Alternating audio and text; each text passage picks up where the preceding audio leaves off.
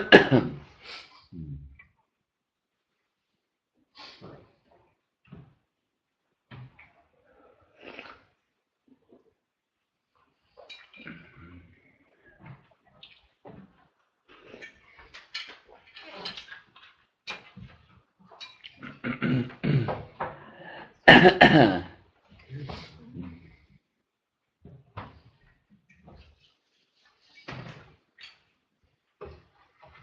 you make that sweater, Jim? Did you make that sweater? It's beautiful.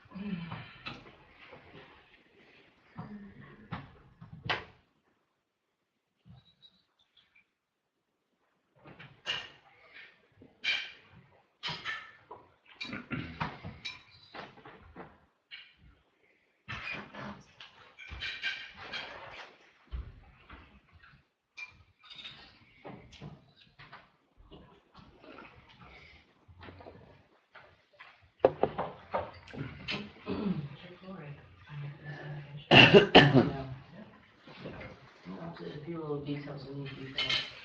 The guy was in today and finished up some handles and various other things. Fixed up some pocket doors that had gotten a little too wedged in from baseboard being put in a little too snug. So, it looks wonderful. Yeah. Hey, did you go to the bookstore? I'm sorry? Did you go to the bookstore? Yeah. How was Yes, it? before we had Excellent. bamboo, the classic bamboo. Oh, how was This the time in our concert? living room, we have, How was the concert? there's Excellent. a lot of contrast and That was color in great. it. Yeah. Yeah. And then maple. Might do it again All tomorrow. the rest. The maple looks beautiful, I mean, it has this shimmery thing. I am broadcasting if anyone. It is very. Yeah, Interesting. we're broadcasting. Oh, are you? Not that it matters. You didn't say. Yeah. I just want to know, did you solo in your? Yeah. Yesterday, Today. today?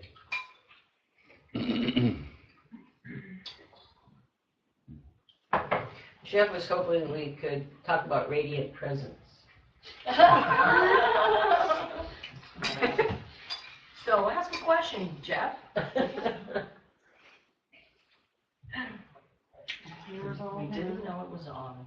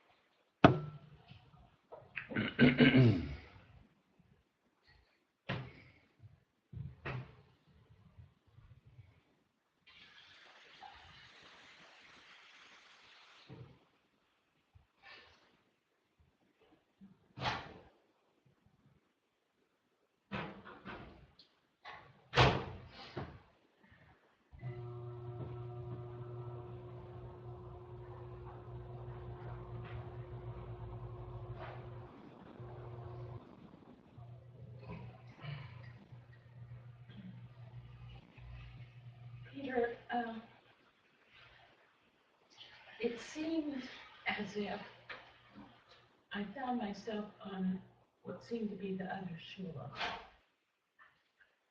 And what I was wondering is what is meant by that, and identifying with awareness itself, or that which allows this to come to be, as opposed to the content of the supposed persona of what's in awareness. Well, there is no actual other shore, of course. And it's not a matter of leaving phenomena and going to some nomina or something like that. It's simply a matter of being free of reference points. So you can't tell when you can't tell where you are, then you're in reality.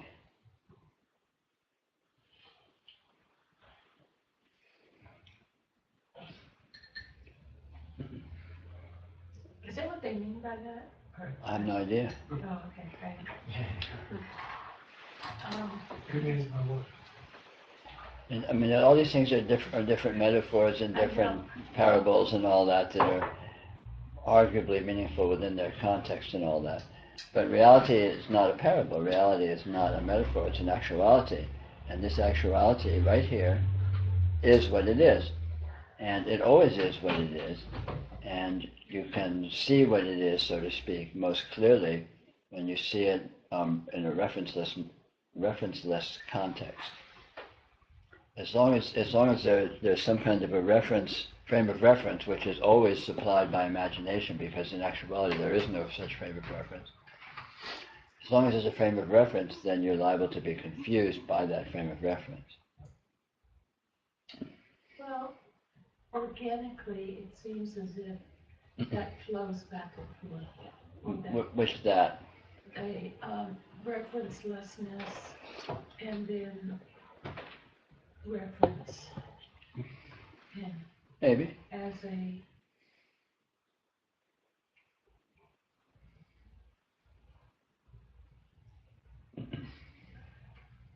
well, from what appears to me, what I seem to observe is that happening to everyone. I mean, maybe there's a perspective that's kept, but it seems as if there's just kind of a flow back and forth. Sure. But the important thing to understand is that the actual condition is referencelessness, and reference is a censoring or a filtering of the actual condition. So any frame of reference exists in the context of referencelessness. Referencelessness exists in no context whatsoever. So whether or not there's a flow back and forth is irrelevant. And it's not, and again, it's not that frames of reference are evil or you should avoid them at all costs. It's simply a matter of discovering what the actual ground is, what the actual basis is, which is referencelessness. And then in that context, once you see what that is, then you can see what all these frames of reference are, and then you get it. And then at that point, you're no longer hoodwinked into thinking these frames of reference are objectively true, which is what constitutes delusion. Delusion means simply thinking that some frame of reference that in actuality exists only in your imagination is objectively true in some sense. Well, the nature of it seems to be as if it is true when it is happening. Exactly, which is why it's deluding. Yeah, and even knowing that it is, and having been out of it and then back into it again, it seems to be that is its nature, is to like take over and obscure the ground. Maybe so, but it doesn't need to.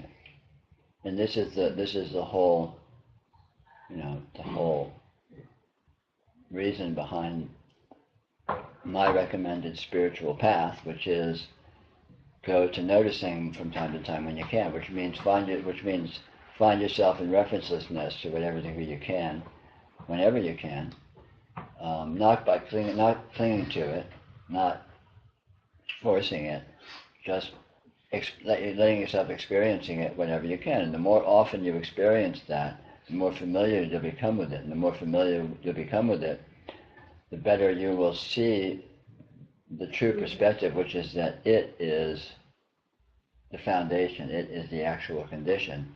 And at that point, frames of reference will not be seductive like they may have been previously.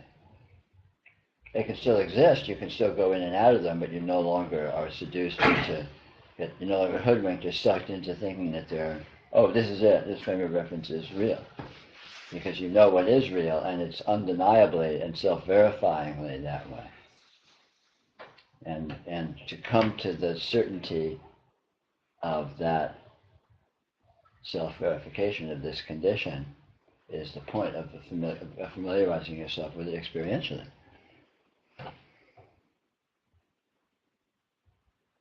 So if you find yourself going to that, great, keep it up. Well, through knowing the arbitrary and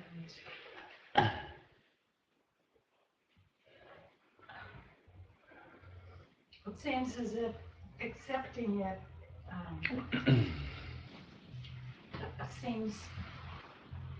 seems more gentle and natural.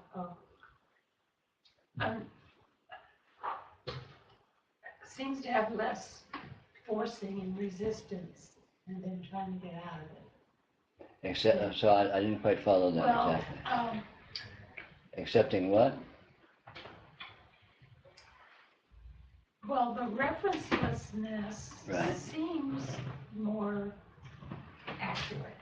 Seems more real. Mm-hmm. Seems like a given. It is. And when that's not happening, Right. then the resistance to what is happening in order to remember the groundlessness kind of seems to get in the way, or just... Well, exactly so. It's like a fight. Exactly so, which is why it's best not to fight or resist or try to get out of frames of reference. Yeah. Just be loose and easy with it, be playful. And then when you find yourself in referencelessness, take advantage of that fact. And then when you find yourself drifting out of that, just let go. Don't try and cling to it. Don't try to get to it, because that just reinforces the whole reference-oriented frame of reference, which is, oh, I need to get something that I don't have. All of which is, of course, a reference, and hence imaginary, and hence delusive. What do you mean, take advantage of referencelessness? Take advantage of it by experiencing it, by checking it out, by familiarizing yourself with it. You know, it's like a hot tub. When you have a hot tub around, you take advantage of it by getting in it and sitting there for a while. You don't move into it and spend the rest of your life there necessarily. But when it's there, you take advantage of it by getting into it. The getting into it seems to actually create a reference. I mean, it seems like I don't mean literally getting into it. I mean... but, it's like dealing with it. Well, there's nothing to deal with. Well... Dealing only happens in frames of reference. Yeah, well, that's what I mean. Just like the exploration of it or being in it, then seems to create a... Well, maybe, but then you're not with it very artfully, or else you're not actually in it. You're just in a frame of reference that you're pretending to yourself is referencelessness. The sound effects you appreciate.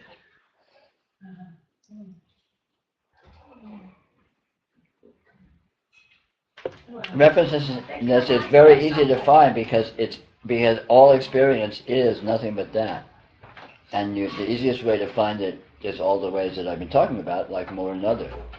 look at any experience whatsoever, and when I say look, I don't mean just with the sense of vision, but in any experiential field whatsoever, be with any experience as it actually is, and see what's there, or let's say sense what's there, know what's there, experience what's there.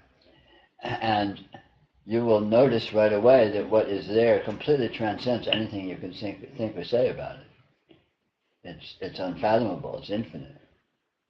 And right there, you're outside of any frame of reference.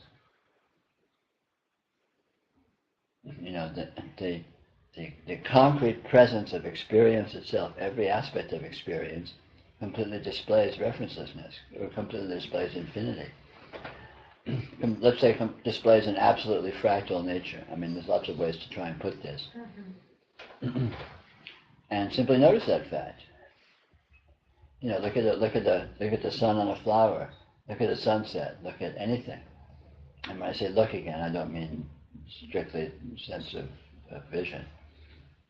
Look at a thought. Look at going to sleep. It's completely unfathomable, and so obviously so. When you let yourself see what's actually present, what's actually there. And in that moment, you can find yourself slipping outside of, or noticing that frames of reference are irrelevant, at which point you're no longer within a frame of reference.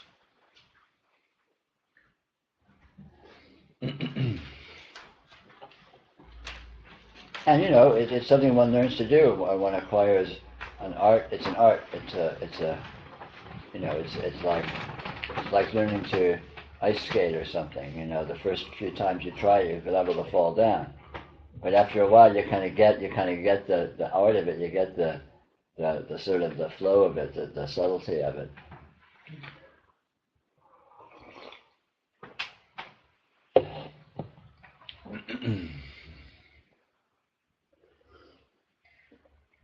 So Peter, so here I'm sitting here listening to giving answers to Irma, and how can I? Well, I think I'm doing it, but I mean, how is it possible that I'm concentrating and trying to digest what you're saying, which means taking a little bit of focusing.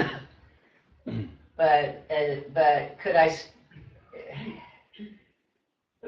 still be without any reference? No, it's very easy. Nothing is the opposite of referencelessness. Focusing is actually referenceless. Processing what I'm saying is actually referenceless. What I'm saying is referenceless. Words are referenceless. Nothing actually has any reference whatsoever. Right. It's all gibberish. Right? And so all kinds of effortfulness, all kinds of participation is in actuality completely referenceless, completely chaotic, completely, transcendental.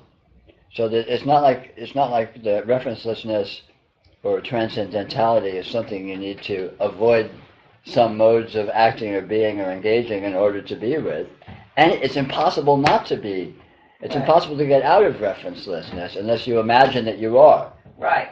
Well, okay, yeah. So nothing is precluded. No, you can be concentrated and focused and goal-oriented and processing and writing and thinking and working a calculator and everything, and it's all completely transcendental gibberish in actuality.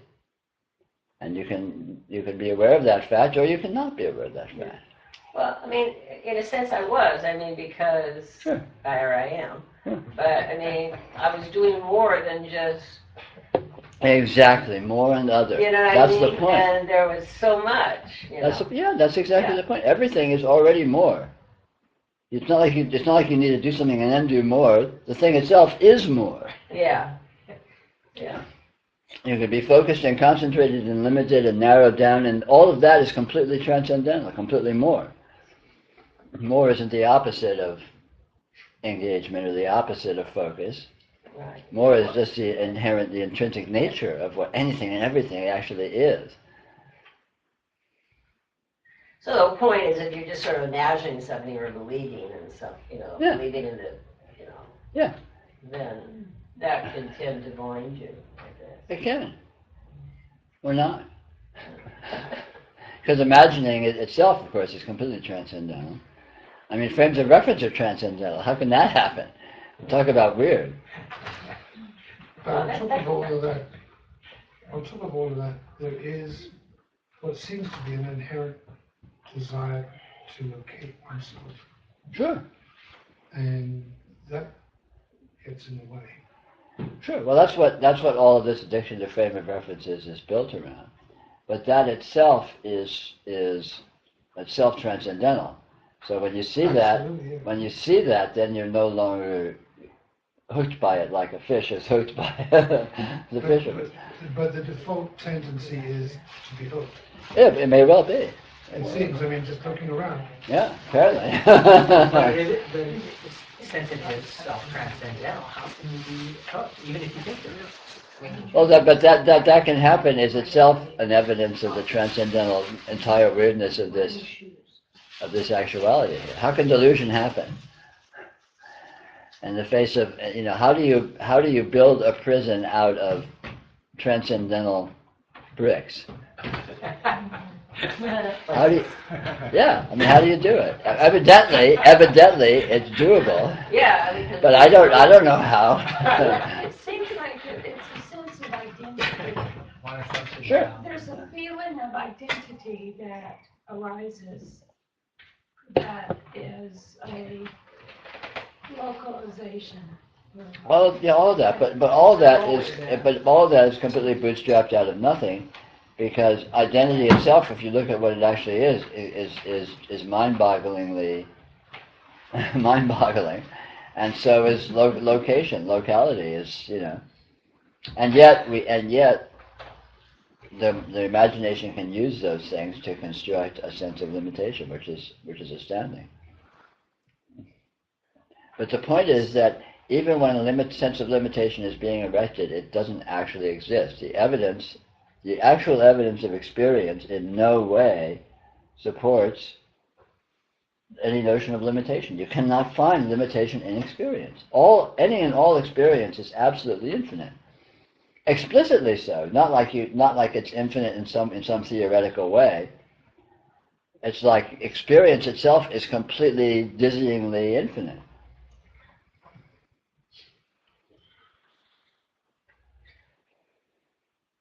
No? No? Any argument? Yes, there's a whole bunch of arguments. Well, I know you will. I mean,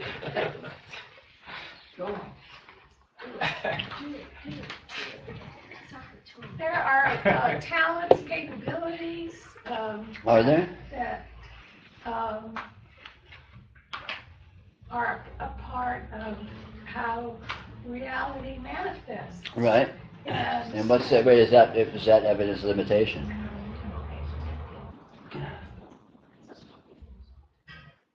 Well, you can't. The very fact that something is distinct means that it's not everything. No, So that's not true. See, that's an argument that can be made, but it doesn't stand up to the fact. There's infinite differentiation within experience, but everything that is differentiated is an infinity. The fact that there's differentiation doesn't mean that there's limitation. For example, your face is different than John's face. I'm looking at both of you, but your face is infinite. I can't say what it is. I can never get to the end of it. And John's face is infinite. So your face and John's face are different, and yet they're infinite. Simple fact. That's not necessarily logical, but it's true. So differentiation, because things are different, doesn't mean they're finite. But take talents. He's talking about talents.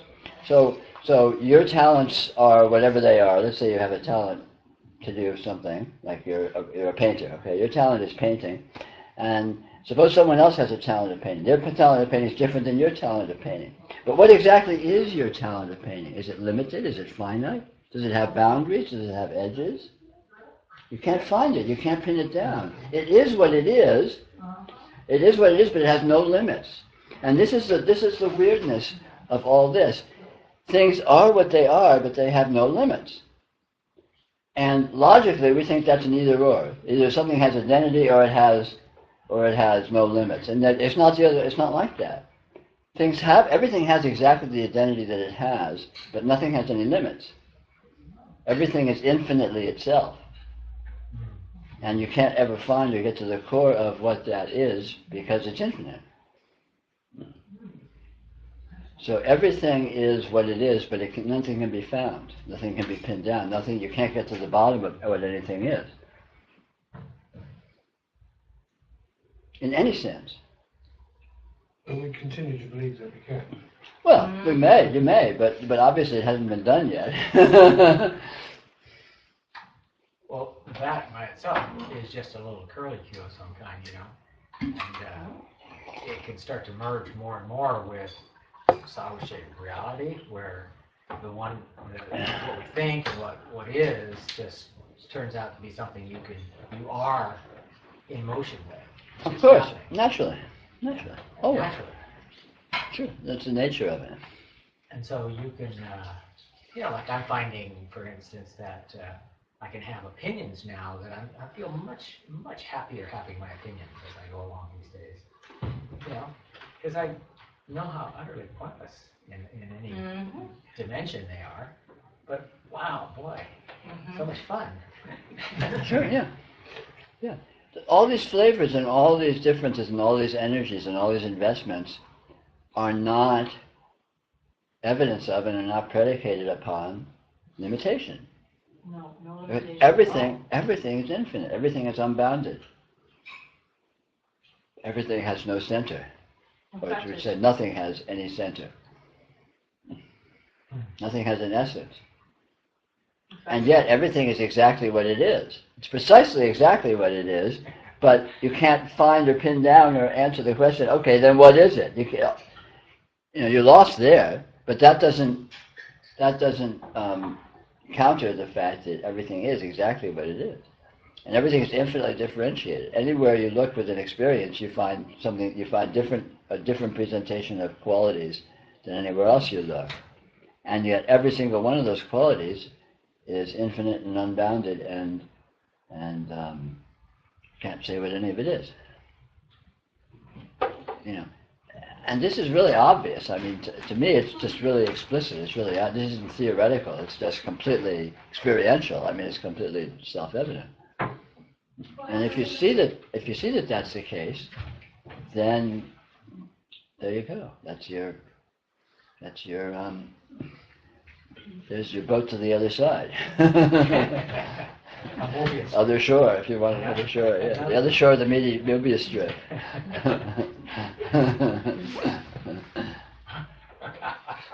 Well, how do actual limitations fit into that? Huh? How do actual limitations There aren't any. fit into that? We'll say like senior moments. That's not a limitation, that's just a phenomenon, and the phenomenon is infinite. So cool.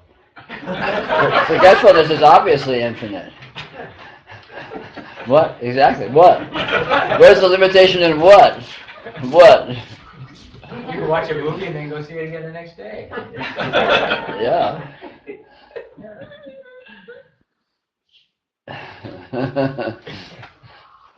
When we watch movies, I often hear, what just happened? Yes.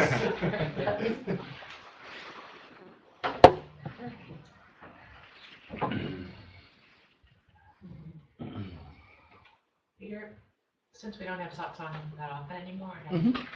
have the opportunity to kind of assess where I'm at. Oh, good. So the first thing that happened is a great thing, which is all the dogma I erected, faded away. And I wanted to see what was left and if I was any better off than I used to be. That makes sense. The dogma's gone, is that a good thing? So the way I feel now is there's like an ocean of quiet, spaciousness, and then there's like a striation above that's kind of can be noisy, and Mm-hmm. I always know this part is here all the time. Right. Not always involved with it, Mm-hmm. but I'm dipping in and out of it kind of all day long, and every time it comes back, I'm like, oh great, and I look around, Mm-hmm. and then go on with whatever, and that's it's just working. It's just working. And for me, the biggest symptom of it working is what causes things to happen. Like I think there's some kind of subconscious ideas that I'm doing things, but Mm-hmm. as far as I consciously know, I'm mostly allowing things to occur because it's so much easier and it's so much more effective and fun. Sure. Yeah. It's such a relief. And so, and one fantasy I'm having to let go of is that I should feel really great, blissed out, and I just feel like the same way I pretty much always felt, except not as well, but better. But there's still the stress still comes and goes, and I'm Sure. still an anxious, neurotic person. Sure. But I don't feel like it's so real. So Yeah. I think that's a great gift, no matter what else Sure. ever happens. Like Yeah. No, that's it. What you're talking about is exactly what this is all about. yeah, and It's not about changing anything. yeah, It's not about, finding some instant transformation into Never Never Land. It's just a discovery that something's going on here that's really amazing in a normal, everyday, ho-hum, same old kind of way, but still amazing. And that's just here. That's just a part of it, and it's more than a part of it. It's sort of the sea within which everything is. And we discover this is here, and it just sort of grows gently and gradually as a certainty, as just a really obvious condition in the face of our life, in the face of our identity and our functioning and our being ourselves. That's great. I mean, this is. so I never have those like big experiences like other people have, and like, oh, and we're all one. That just never happens to me, and I'm just like, okay, well, too bad. Well, most of those big experiences are exaggerations. Because experience itself it's not big, it's not small, but it's dimensionless, it's sizeless. Mm-hmm. And that's big, if you want to make a big deal out of it. Yeah. Or it just is what it is. It's normalcy. I mean, the real, the powerful fact of this actuality is that it's open. Okay. There's an openness and an ease and a naturalness, and that it's doing itself. Good. Well, that's It's all the the part flow. I got so far. Yeah. That's the only part there is. That's the only part to get, girl. That's what there is. And all of and tripping on that and getting excited about it and going up to your friends and going, wow, this is really cool. That's just optional. That's just, if your temperament is such that you're into those kind of things, that's fine. But if it's not, that's not, it's not about, it's not necessarily, you can go to bliss if you want to really sort of sink into this openness and you go, oh my God, this is pretty cool. I mean, you can sort of milk a little bliss out of it, if you want. That can be fun, but it's there. Yeah. But you don't. But it's not actually. It's not like forcing itself on you, and it's not an important even part of it. Yeah, The important. to go and look for it would be a waste of time. Exactly. Well, see, but that's mature attitude. An immature attitude is to want the bells and whistles and want the proof and like, wow, great bliss. Oh, I'm so happy. I'm in ecstasy. This is the presence of God. Yeah. Well, yeah, it is. But it's really just same old. It always was, always has been, and always will be. And you get that, and it's like, okay, cool. Well, I was at a retreat this weekend, so I had a lot of time to be quiet and just Mm-hmm. process all this, and I just started feeling really grateful because I could see that, oh yeah, that something has stayed in spite of my guru. I just tell Aaron, guru withdrawal. Something's just established that isn't leaving. It's not about guru. It's not about situations. It's not about meetings. It's about you. Yeah. It's all about you. It's about what you are. But all the meetings we've had, I mean, it's kind of filtered all the way down. Well, that's good. But I mean, that's the whole point of these things. Yeah. But the point of this stuff is you. The point of this stuff is not this. The point of the meetings is not the meetings. The point of the meetings is you. Yeah. And so that's great. You get that. That's super. That's real good. That's the whole point. Well, there's one thing to go to meaning you have, like, to construct, to take what you hear and make it into a bunch of ideas. Yeah. Not on purpose, but it just happens. And Well, sure, of course. that's all you've got somehow. Sure. But it's another to have a whole, like,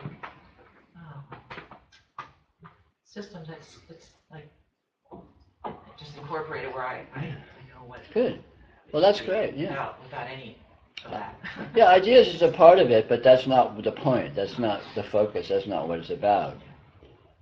And if you get that, if you have participated in such a way that you're getting that, then that's what this is about. Well done. More noticing. Congratulations.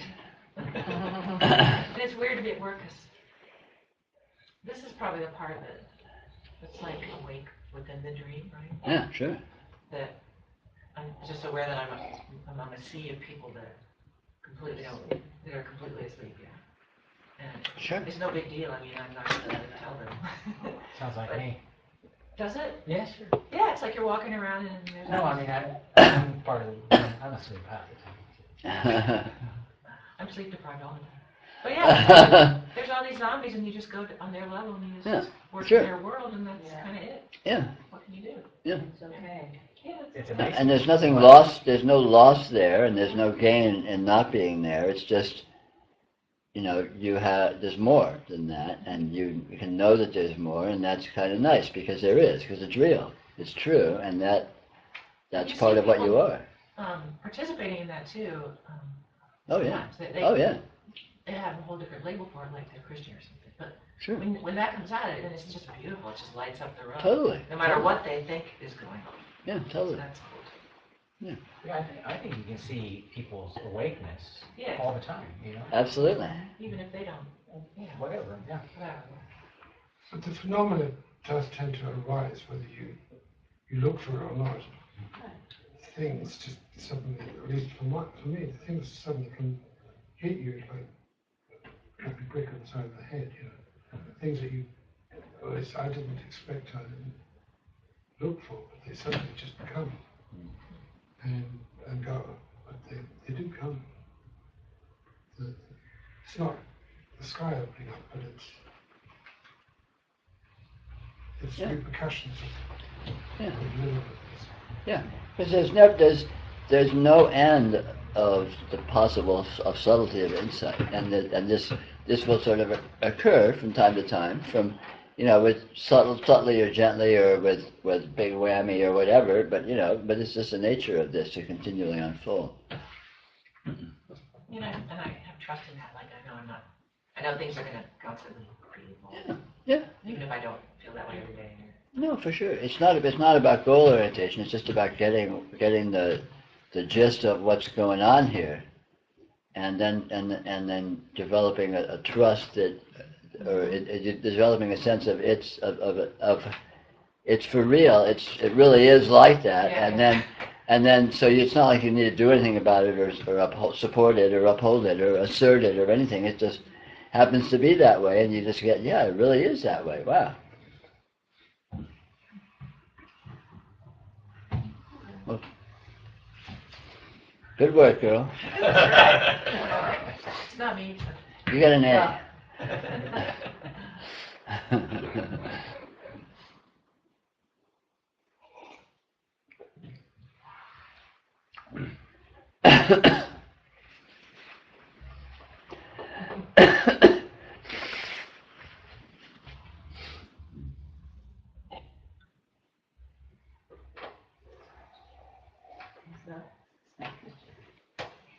I'll try it.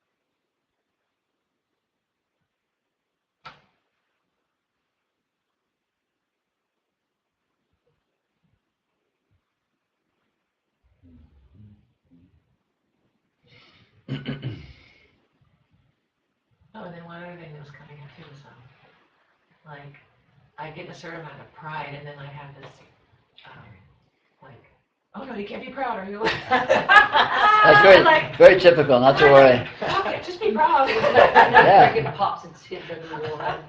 That's happening all week, it was so funny. Yeah, cute. That's very typical, not to worry. Okay, good. Yeah, Because that's something I would never. That's a self-correcting mechanism, I think. yeah, because, you know, we have this, you know, we have you know, you get a sense of pride because, wow, this is really something, I'm pretty cool. And then there's a knee-jerk reaction of, oh, I'm not supposed to be proud, I'm supposed to because be that's humble, I'm activity. supposed to this, and all of that whole sort of little whirlwind. Because, like, But the whole thing, You'll but, get lost if you do that, because you have identity. No, I won't. It's fine. yeah, but the whole thing sort of dissipates itself because, in one sense, the urge for pridefulness is a kind of a residue of immaturity. It's a residue of wanting approval, wanting to do it right, wanting to achieve, you know, wanting to win the game. And the scolding is too. And this, yeah, exactly. So So it reinforces and just the actuality of just this as it is, after a while, all that just sort of dissipates and plays itself down. It's kind of fun. It is fun. You know, because we have our temperaments and our personalities and our history and our warped personalities and our neuroses and all that, and that all those mechanisms are sort of, you know, lurking wherever they are and getting triggered by whenever they do. But it's, you know, again, it's just sort of in the context of actuality that none of that, you know, the relevancy of all that just diminishes. And it sort of has a tendency to just sort of wind down. But it's not like it needs to fix itself or stop or anything, but it's sort of... That's the biggest relief of all. Yeah. That's the biggest deal. Mm-hmm. To figure out that, or to learn that you don't have to fix it. Yeah, no, it's a load off. Yeah. Because I mean, psychologically, I don't know, you know, it's so normal. It seems to me anyway to have this sort of big reserve of sort of unconscious self-loathing and self-criticism. Oh my God, I'm such a jerk. I'm this and I'm that and I'm other. You know, we're so aware of our shortcomings. Until you get rid of it all. Yeah. Yeah. And then you discover, oh, that's not the case. It just doesn't matter. It's just a peculiarity of, you know, it's like scars. It's like having scars.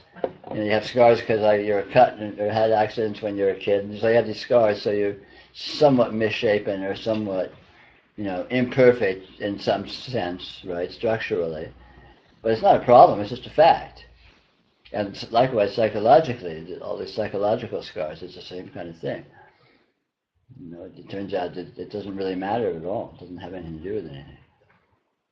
You begin to see that all these personality traits are almost like a cartoon character, and then you see that in other people too. So you don't take them so seriously because it's like watching the Saturday morning cartoons. Very much like. Very much. So. And it's kind of fun. Yeah. Because it's like, oh my God, that's a really quirky trait, and you don't mind it anymore. So it's like, you may still not want to be around it, but. Well, it's like, you know, I mean, it's kind of like a waste of energy to stay in the limited version of it, because that energy is free too, and so you can use that same energy. You can play with it and have Exactly. Right. I mean, it's powerful. Right. Yeah. Right. Yeah, everything is intrinsically transcendental. Everything is intrinsically amazing. You know, even those things we're used to qualifying as negative or criticizing ourselves for are not actually like that. All of that is just you know, it's all just astoundingness. It's all just inconceivable astoundingness. And, you know, hey, wow. I was thinking the other day of like the notion of being in a downward spiral, you know, and so like something's like a water, they call them the water spout thing that sucks you down into the deep whirlpool of that. And so, but like there's all this energy kind of seemingly taking you down, and that can happen in little ways or big ways. But it's like the same energy that gets you down is the same way that you get out. It's the same exact Right. motion Right. that applied a little differently Yeah. takes you right back out. Because you discover that down isn't a bad place and up isn't a good place. They're all just different versions of transcendentality, different versions of infinity. Yeah. Yeah, I mean, you take all the frames of reference, back to the original question in a way, if you release them all in a sense to go have fun, Yeah. then there can't be any, I mean, it's naturally infinity. I mean, there's no... They can't not be. Yeah. There's nothing else to make anything of. Yeah. So every frame of reference is actually infinity. Everything you think of death, Yeah. just be, Yeah. well, more fun. Yeah, it's infinity. Different flavors of infinity.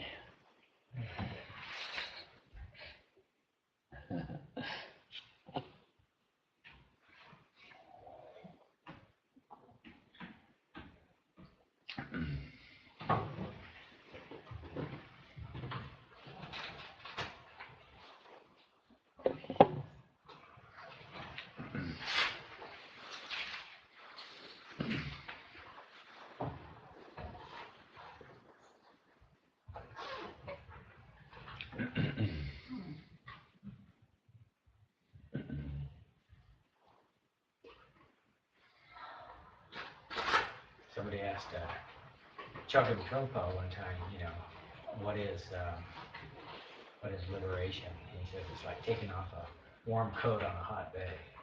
Very good. I like that.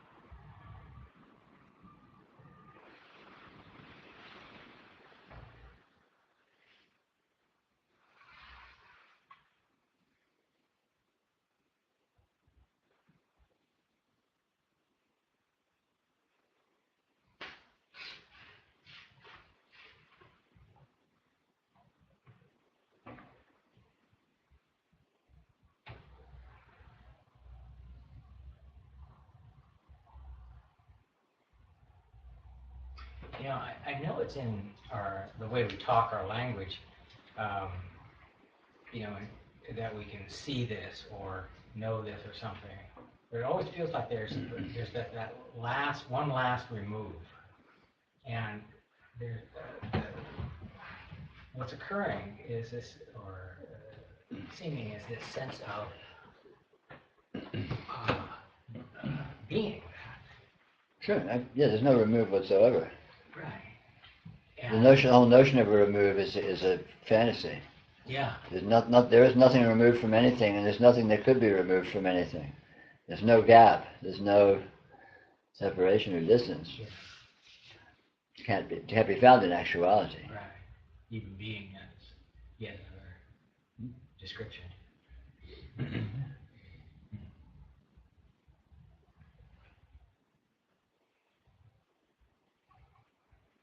Yeah, it's very simple. Experience is a continuity, and there's nothing but experience. So, where are you going to get a gap in there? Where are you going to get a discontinuity in there?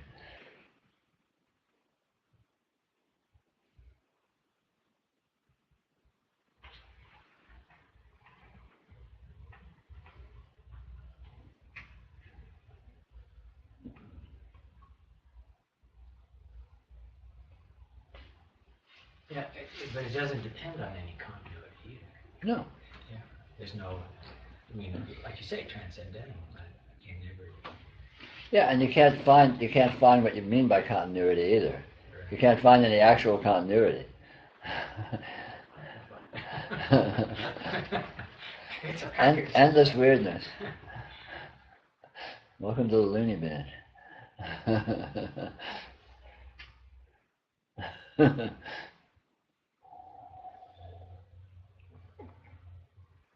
There's a sense of like being, like dancing, like dancing and being danced, like almost all at the same time.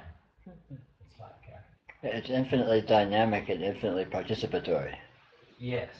You know, and you can't say what you mean by that either. But there you go.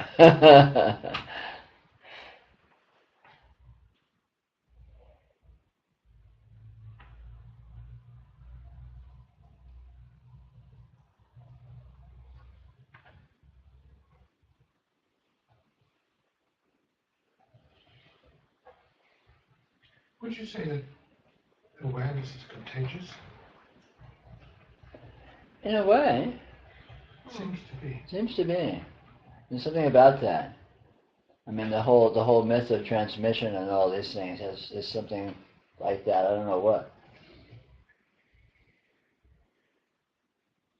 Do you think there's any merit in Buddhists thinking that as you become more aware, you somehow help out the whole world? So, do you think there's any- Yeah, the world but is not real, then how it's could it be real? well, there's something to it, but it's not. It doesn't conform to anything that could be encompassed in any of those words. So does that even make sense? Or maybe it's just part of you in a way.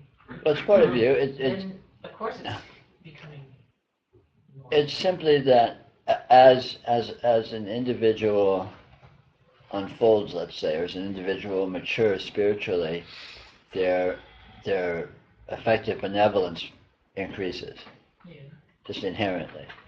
Yeah. And again, you can't say what that means or what the implications are, but you can sort of say it as a bald statement and let it hang there. And that sort of conforms to some extent to the Buddhist notion, I suppose. But exactly what that means and so on and so forth is kind of It's probably better just to ignore this.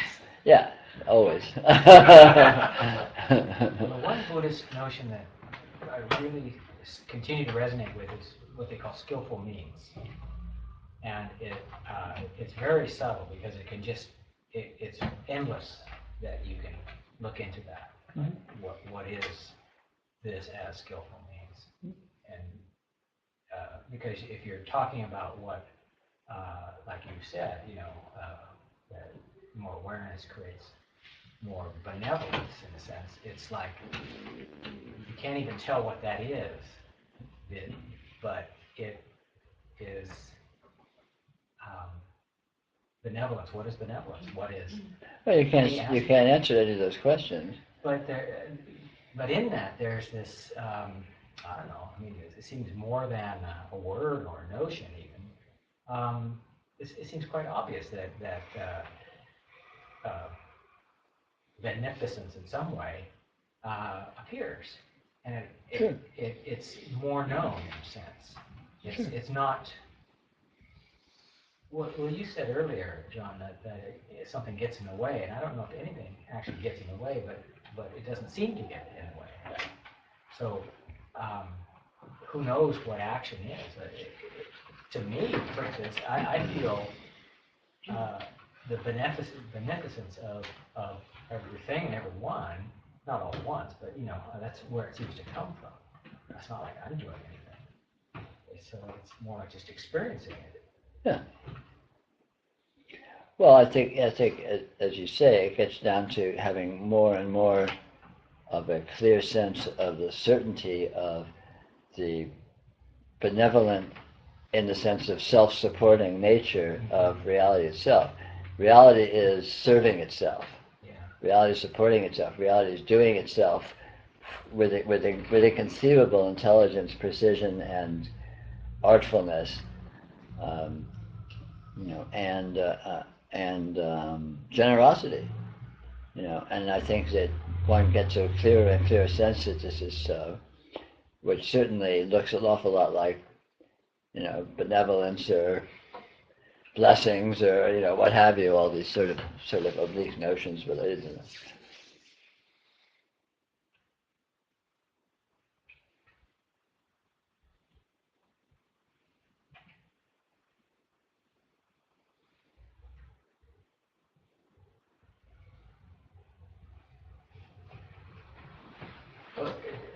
the Dalai Lama, bless his soul, talks about, practicing compassion. And to me, that whole thing just, it feels like it's like upside down or backwards or something. I agree. I mean, Well, so many of the Buddhists and so many spiritual notions in general are about trying to assert something or trying to mimic something or trying to, aspire to something, which I think is both unnecessarily completely complicating and, in fact, the opposite of the simple, naked, natural way of simply seeing what is. And when you discover what is, it happens that all these glorious conditions that everyone's aspiring to already are the case, without bravado or without pretense or without aspiration. It's already the case. Yeah, and in the tiniest and simplest things too. Sure. And so much of spiritual practice is aspiring to devotion or aspiring to generosity or aspiring to selflessness, and the very aspiration is denying the actuality. So you're hopelessly muddying the waters. If you don't aspire, then you just settle into what is, and then you find what's genuine, and that is infinitely forceful by comparison to the pretense, because the pretense is essentially an assertion that it isn't that way. Right. If you're aspiring to devotion, then you're reinforcing the notion that there's some non-devotion. If you're aspiring to benevolence, then that reinforces that's based on the basic fundamental notion that there's some non-benevolence. Right. And so, it's like the old saw that, the Christian church created the devil by creating God, because, if God is good, then there has to be a bad, and all of this, and so on and so forth.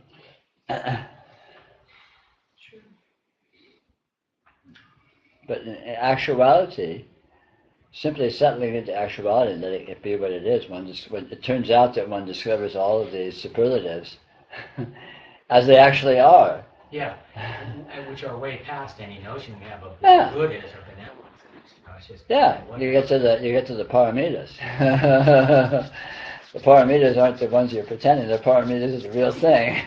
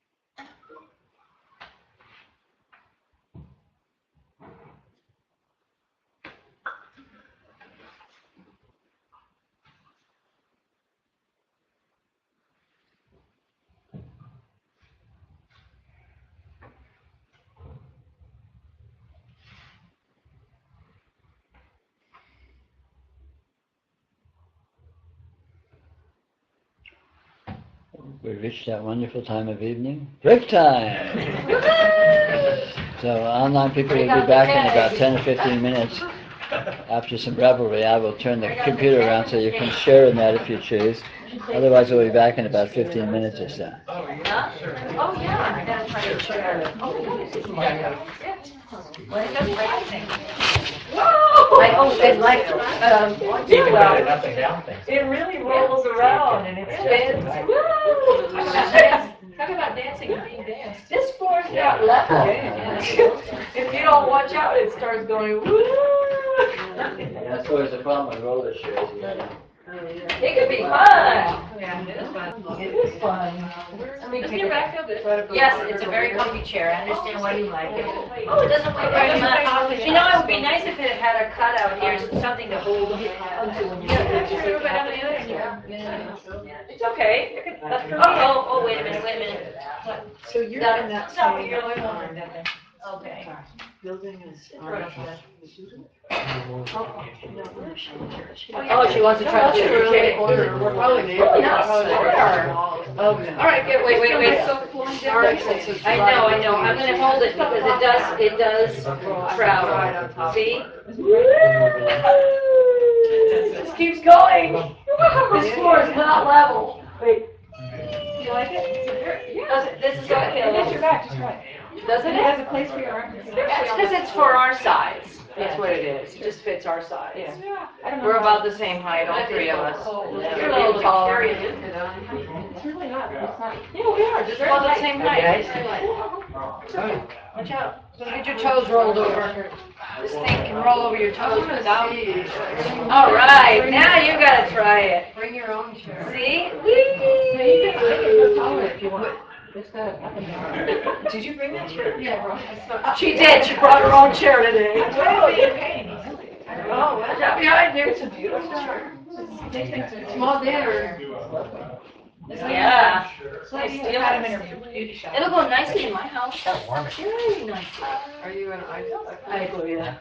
If you come back, That is a kind of an if he icon. comes back to Sunday night, you can use it. I want to. You gotta talk to Peter about that. Really? And no, Sunday night was his idea, not mine.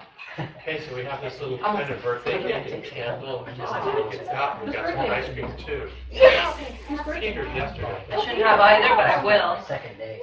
All right. Good It's idea. very small, but the cake has no flour. Well, Well, it's still a cake. Yeah, What I that's like great. Put a candle on it? Yeah. Still, that's No, cake. but I mean for those that. Oh, for them, yeah, like Peter and me, right, as long as I and stay on Jenny. it, as long as I Hey, do it. Pam? Come on here, we'll. Come on, Pam. We got proceedings. There's proceedings going on. Well, who's? Here's the No. secretary. There's something. Wait, Mr. Ior, right here. Stay, sit. I'll get you up. No, you gotta go sit. I'm supposed to sit down? Okay. Oh, no, come in here. Come in here. It's a and surprise. Sit down, sit. No, Pam. he's sitting there. He's He's gonna surprised. take it out there. Then I'll wait for the folks at home and see it. It was great fun playing today at the restaurant. It was lovely. Did you want some water, honey?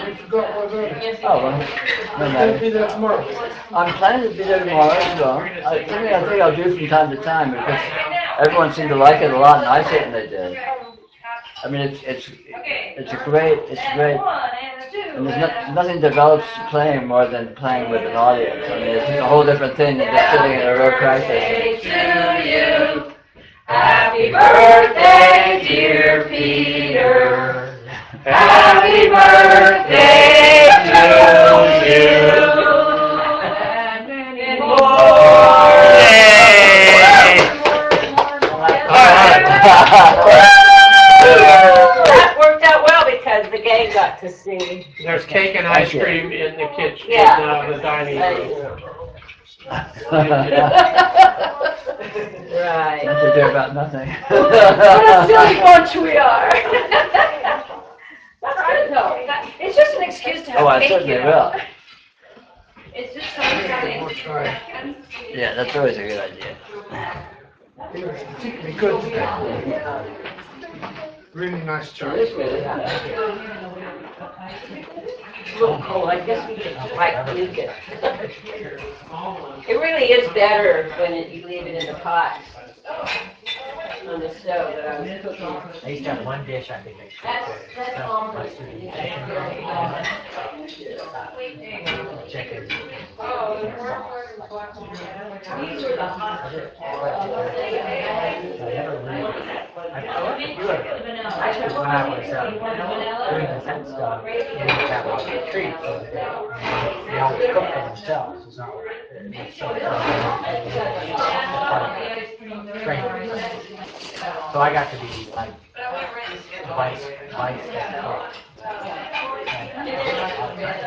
So like cooking for a lot of people, I think. All right, all right. But I see. You got more ice cream there? The cake and ice cream for you? Yes, yes. Richard will take an ice cream.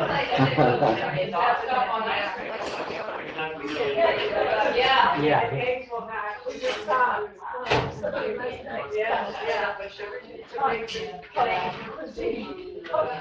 So Peter, where are you playing? I played during lunch at Radiance Cafe. So is this a new ongoing thing or? I hope so. I did it today and they liked it a lot and everyone liked it a lot and I liked it a lot, so I guess I'll do it from time to time. Gonna do it tomorrow? I'm hoping to. I don't think I have anything else on, so I plan to. Great. I gotta ask the boss and make sure the schedule's good, but I think I'll fit it in. Starting about noon. Yeah, just I play for an hour, like 12 to 1, 12 to 1:30, sort of thing. Everything I have. just you? Yeah. Yeah, I bet you got a little. I didn't mean it that way. When that- You know, I have a cymbal on my foot and a tambourine on this foot and bells on my arms and Isn't it? What was your question about Southwest? I have a machine that does the tambura for me, and then I launch that. But the sarong has a very rich tone, so it's it's a good solo. Oh, machine. yeah. Yeah. Do you do that? Yeah. Well, yes, I do the early bird, no, yeah, early bird checking. You can, you Wow. you can sign in 24 hours in advance. Right. Anyway, right? Right. That's a serious There's cake. something called the early bird check, is it It's a $12.95? non-flour. Yeah, where, yeah. It may be non-flour, but it's not The late anything else. night crowd, one of us did it. They double on everything else just to make up for the lack of flour, I guess. Very They good. Or something. sign out, and Yeah. one of us did it. Moisture. And, cause Yeah, then I but you hold the say- seat then I for the hold other. the seat for him. Oh, I see. Yeah. But yeah, if you get, And do you find that makes a big difference, like?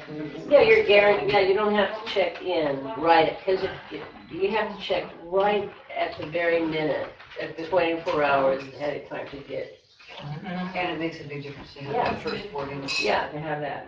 I think so, yeah. Yeah, I think so too. It's been a long time since I've been Southwest. So. Yeah, yeah. Oh, I find it Southwest all the time. Yeah, thank you for that. And what was our picture? What picture? Oh, not mine, hers. It's a woodcut from Lily. Stifled bone or something. Wow, so she brought her. Yeah, I got an email from her. How's she doing? No, she had Fine. left She it. said that She she got got late. along on the house. Just went through Oh, great. like a day or two I put it in ago. a bag late.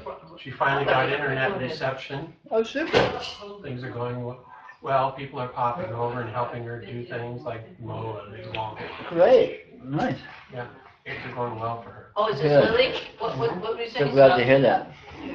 The loan came through on the house and Oh, finally good. closed I'm good. just recently. And everything seems to be going well.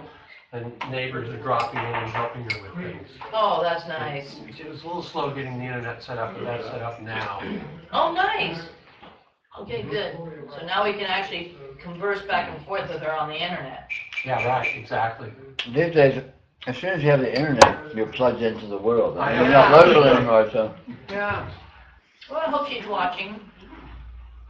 Depending on what time it is. What time is it over there now? It's about 2 o'clock in the afternoon. Jeff's 2:30. on, good. And Jeff's there. That's actually tomorrow. Oh, what about Lily? Mike Lennon, very good. How about Lily? No, well, she did, she's not in the chat room. Okay. You know, I don't know if she can get, She can now. she'd have to go to somebody's house to watch it. No, well, not now. She can't hear you. No, I know, I could be 2 feet away, it could be the same.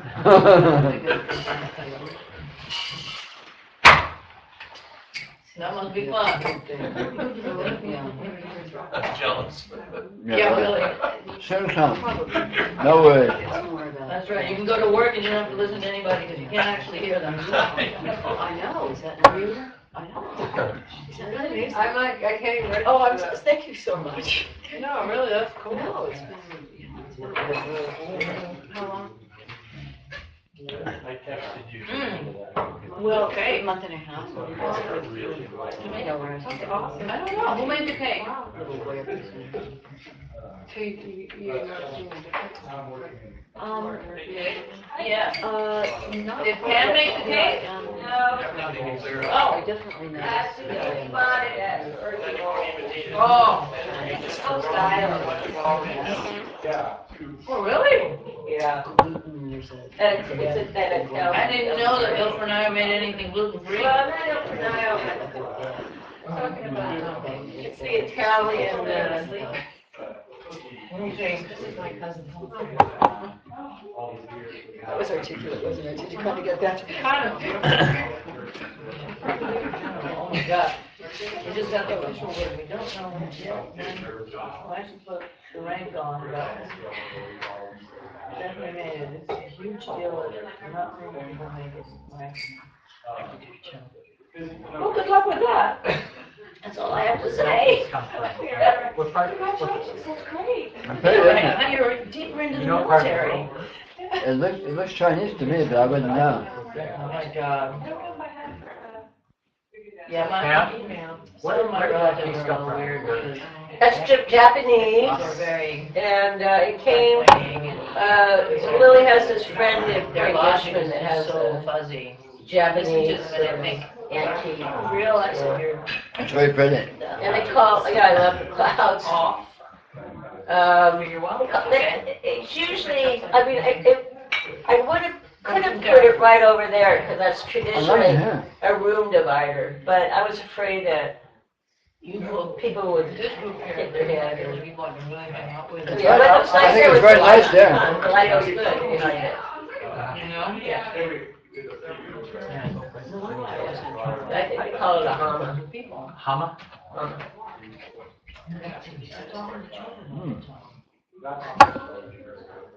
But this is a seriously dense cake. Is it? Oh, yeah. 60 or two, 60 And or not your two. relative or Very. Really, yeah. That's what happens when it's star collapse. Yeah, Yeah, that's well, what I that's thought. But the ice cream would be good. I'm doing very good. I can have it. the ice cream's a must, but yeah. Hey, but you know, this is a big deal. It's like getting to be the VP of a company or something, you know? Some of the flourless cakes, they have like an extra layer of chocolate or something Oh, it's nice. in it. This one's great. It's like a brownie or something. It's really good. Yeah, yeah. It's amazing. Yeah. Very That's what yummy. happens. I have two nephews like that. The younger one is a short little guy. He's actually good looking. The older one's not good looking, but the older one was the first baby and yeah, this guy was the second boy. Yeah. And so my sister doted on him and he's very cheery and friendly and outgoing and the younger one is got the short end of the stick literally. So football.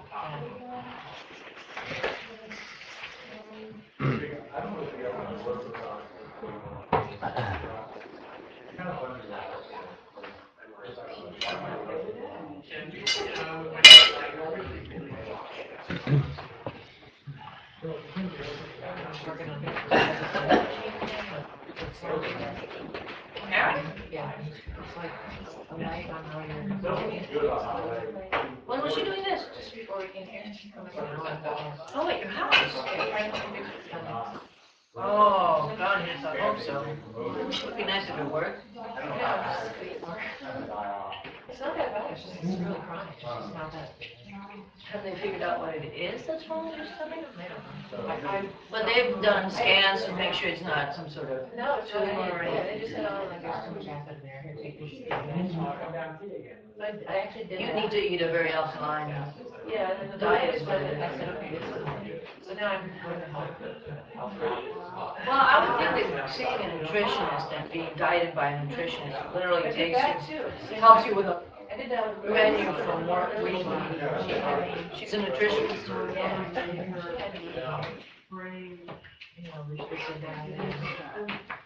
The problem with a lot of this stuff is that Well, you're, unless the foods, unless there's recipes and a menu There's a lot left, that's right? fun and you can get to actually liking it and making it comfort food for yourself, then it becomes boring and, lackluster and. Because I use the hot chilies. We only have, that's the only package we have. Yeah, it's terrible. No, we But only you know have, what, no, we don't if have they've been more. eating other things I'll that just are like, Yeah. people are idiots, Medium, medium, yeah. secret. They purposely make Yeah, their Jeremy loved menu, it. the Yeah, whole it's- menu is very, with the exception of the cayenne, it's very. Due to the time of year, it's really great. Well, it's a long drive and it's expensive, but to have those recipes for that kind of cooking, Did you have that some you cake? do yourself. That was good, the cake was good, thank you. But I know. Lulu, Exactly, that's my problem, sometimes Lulu. I just give in and I take another Pepsi. can I ask you a question? Yes, sweetie? Do we have anything on tomorrow? I was hoping to play for an hour again down in Radiance. Oh, geez, wait, something about tomorrow. I can't think what it is right now. Isn't it your birthday? No, that's the 20th. Huh? Yesterday's the birthday. No, it's not your birthday tomorrow? No, next week, on the Today- 20th. Oh, next week. Today's our anniversary. Today, I know today's the anniversary. Yeah, yesterday's my birthday, today's But I my thought, birthday. oh, you know, that's really convenient. Somebody You called sort me. of sandwich the anniversary between Well- two birthdays. Again, You the never, lines yeah. have been- Well, I was on the year we got married, I was going to get married on my birthday. Yeah. So I would always remember our anniversary since it's on my birthday. But that year, my birthday fell on a Sunday and City Hall was closed. So we couldn't do it, so I had my birthday on the Sunday, and Monday we went to City Hall and got married.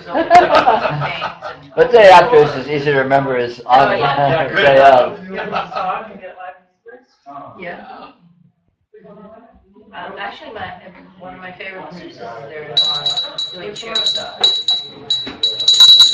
Hey, hello. Ding, ding, ding, ding, ding, ding, ding, ding. Come on, you dinglings. The party pooper is ringing the bell. Do you ever get one that way your friends work for Chris? A guy, right? No.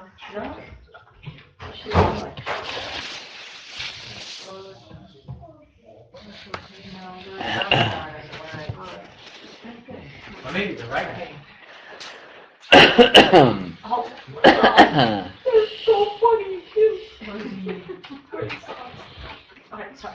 Sorry. So, yeah, wireless sort of broadcasts pretty good. What's that? Wireless broadcasts are pretty, Good, very good. good. Well, it ought to. I mean, Yeah. if you have modern Wi-Fi, they say.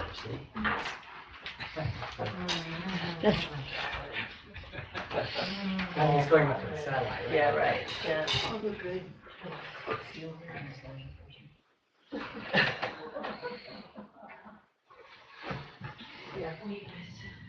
Are we live? Well, we've been live, but we're live. Yeah, We're as live as you want to be. Right. They saw all our shenanigans. Oh, good. These days, I just leave it on during the break and turn it around so anyone that has so little to do in their life that they'd like to sit and watch us. Hey, they're hearing what you're saying. Oh, sorry. Present company accepted, of course.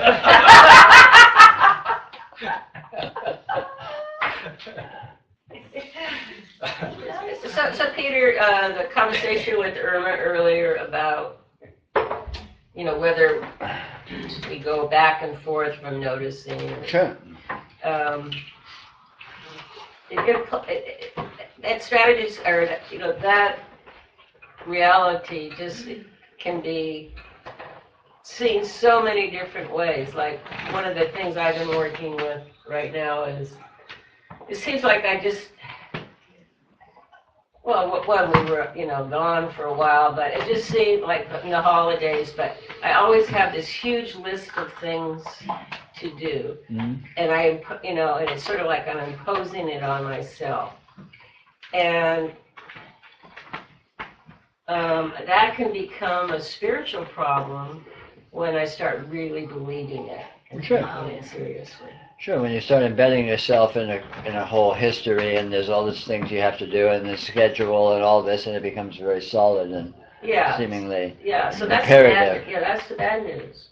But the good news is that it's just totally unnecessary. I mean, if I can dispel that so fast now, that history and that narrative and everything Sure. is just, God's. Yeah. And then the good news is it just seems to go so much easier. Yeah. Yeah.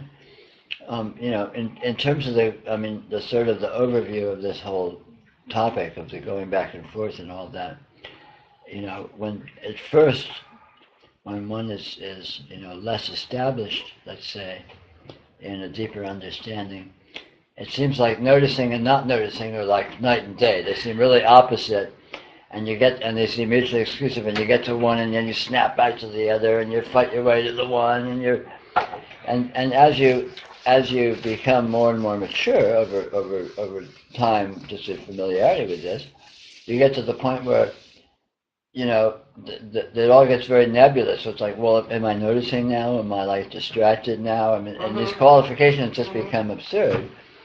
And it all just, you realize there's nothing but noticing, and there's nothing but distraction.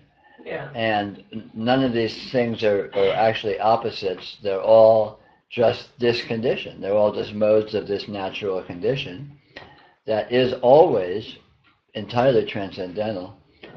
Whatever sort of flavors it seems to be presenting in. Sometimes it can be presenting in flavors of functionality and dutifulness, and sometimes it can be presenting in flavors of spacing out and partying.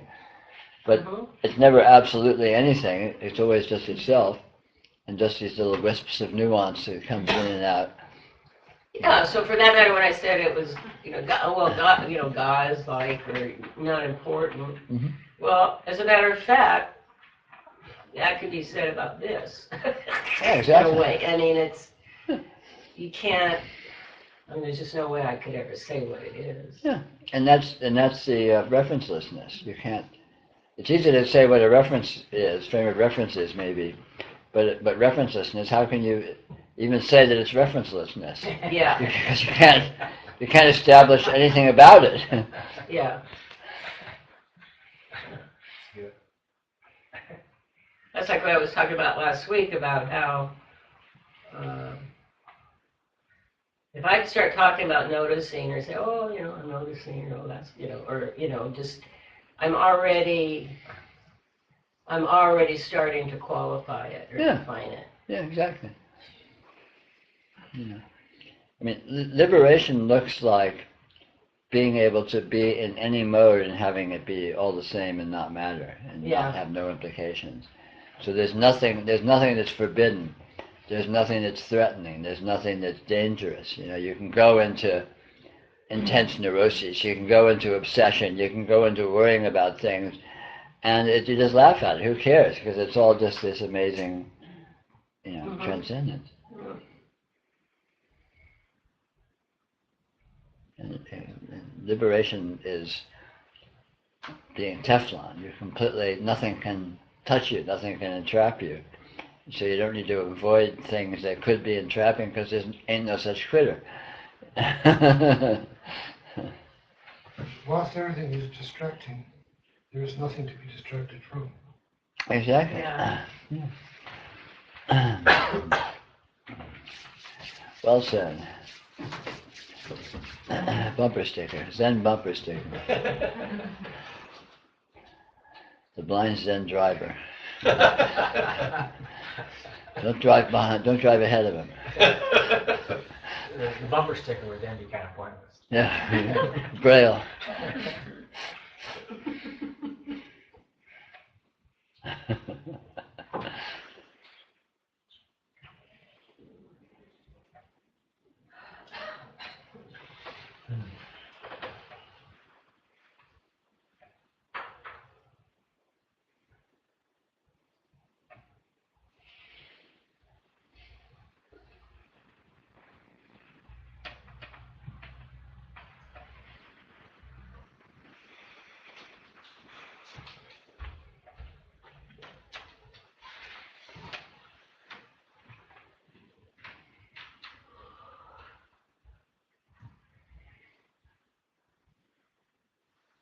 There's nothing to be distracted from. Right.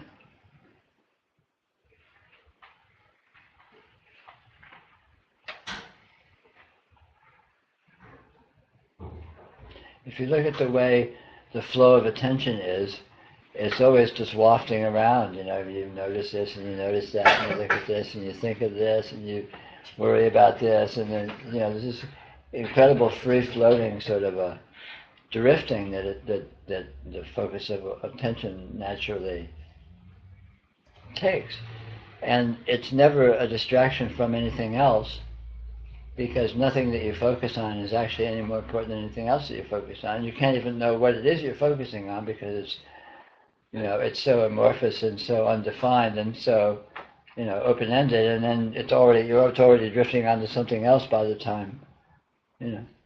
So you could say there's nothing but distraction, and if there's nothing but distraction, how could you be distracted from distraction? There's no non-distraction to be distracted from. It always seems like recognition seems special. Yeah, absolutely, but recognition is recognition of the natural condition, which is one of continual free-flowing distraction, to put it in one way.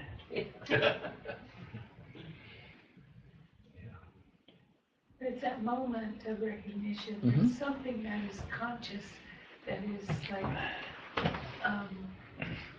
just very different from involvement in the awareness that seems to flow. It may seem to be, but it isn't actually. Recognition always happens now. And recognition is of what is happening now. And the same thing is always happening now. So when recognition happens, it's always of the same thing, which is not in any way fundamentally different from free flow of distraction or obsession or anything else. It may seem to be, but in terms of what it actually is, it isn't different at all.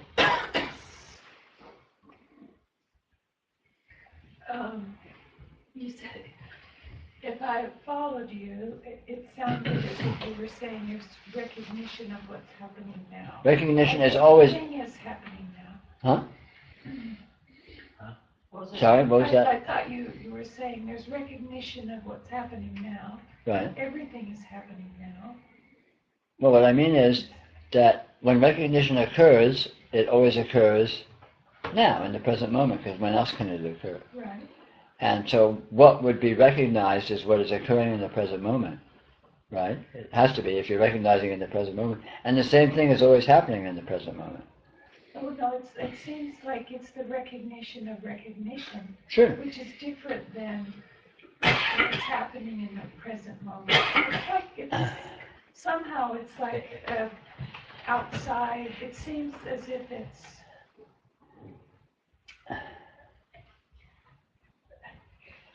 outside of a flow. Well, it may seem to be, because again, it's easy to understand recognition as something special or other than normalcy, but in actuality, recognition is of normalcy. And as one matures with one's recognition, this becomes clearer and clearer. Initially there seems to be a big difference between samsara and nirvana, a big difference between distraction and recognition, a big difference between a frame of reference and no frame of reference. But as one develops more and more familiarity with the actual condition through, repeated or in-depth recognition, one begins to notice that in actuality they're one and the same. And that seeming difference was all imaginary. That seeming difference was the problem. Oh, okay. See what I mean? It's not that the difference was actual, but that it seemed to be very different is a symptom of the problem. When frame of reference seems to be very different than referencelessness, when in actuality they aren't. They're not different at all.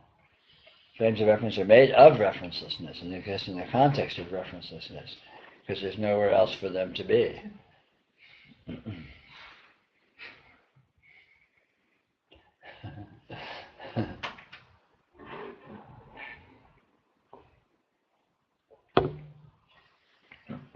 I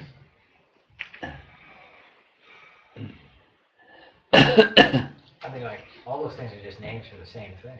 Exactly. This is the point. There's only one condition. Period. So any action, or if attention is consciousness, is presence, there's no action. It's just like, Of course. how can you even say it? Exactly. And so, what? Yeah. All these notions, all these words are just assertions of one thing. You know, and their words pretend to be different, but how could they be different since they're of one thing? Well, you know. It can seem to be because this one thing is infinitely differentiated within itself while never departing from itself, which makes it a very peculiar kind of a one thing. It's a unique one thing. It's a one thing which is unlike any other thing. Of course, there is no other thing for it to be unlike, but it's infinitely unlike itself while never departing from itself, which makes it pretty damn peculiar.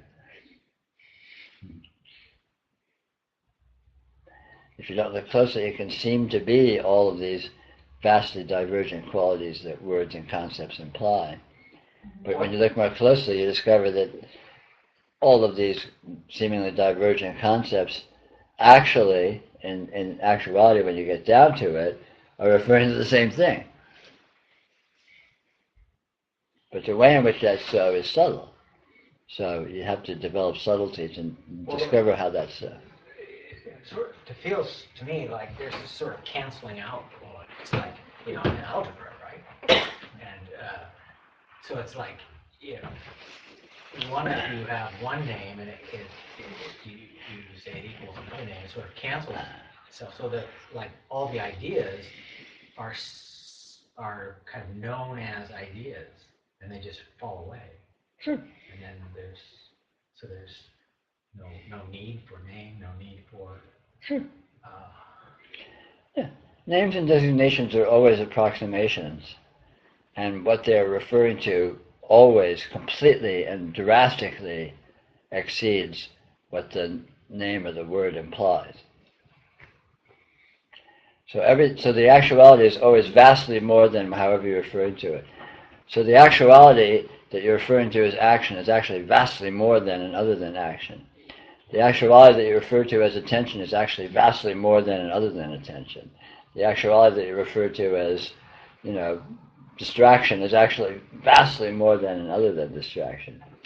So none of these concepts in their definition, in their supposed nature, can approximate what they're supposedly trying to refer to, namely this actuality, which is so intrinsically multidimensional that you throw any quality at it, you can say, yeah, it's that, but it's so much more. So it doesn't need to cancel out any of these notions, it just absorbs them like a tar baby and completely exceeds them. Yeah, it's action. Yeah, it's distraction. Yeah, it's transcendence. Yeah, it's attention. Yeah, it's, you know, it's everything. Anything, any quality you want to throw out, yeah, it's that. But it's not limited to being that. It's not only that. Because by its very nature, it spills out beyond any boundary, any definition you throw at it. But then, so after a while, it seems like that kind of the sort of inherent pointlessness of that kind of just lets everything kind of drift away, quiet down. Sure. In other words, this just is as it is without any notions. Yeah. Yeah, and one can stop inhabiting the realm of concepts and just inhabit this actuality, the flow of this actuality. And the concepts can come and go and waft around on their own level, and who gives a shit? You don't need to give them any attention if you're not so inclined.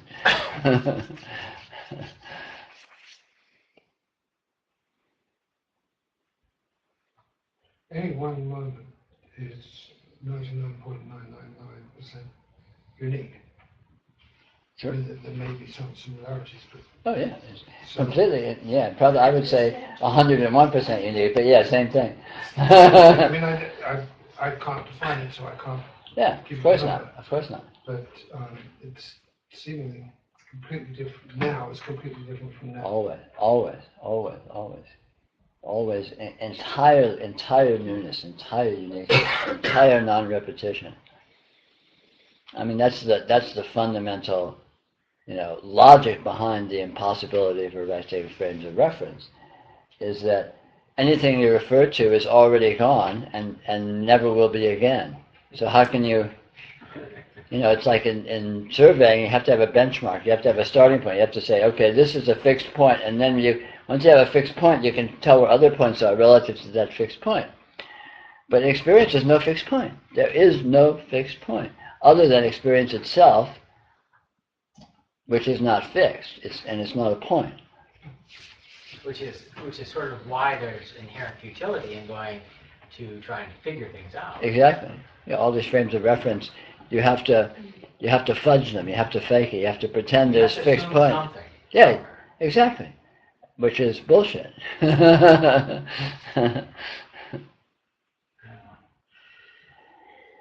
Yes, that's the only saving grace to solitary confinement. Is that it's new all the time. I like the way your mind works. I don't understand the way your mind works, but I like the way your mind works.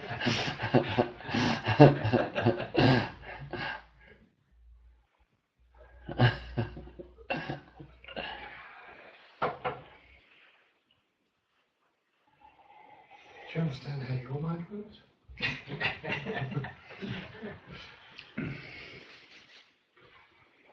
It's easier for me to pretend I do. I understand what you mean. I pretend.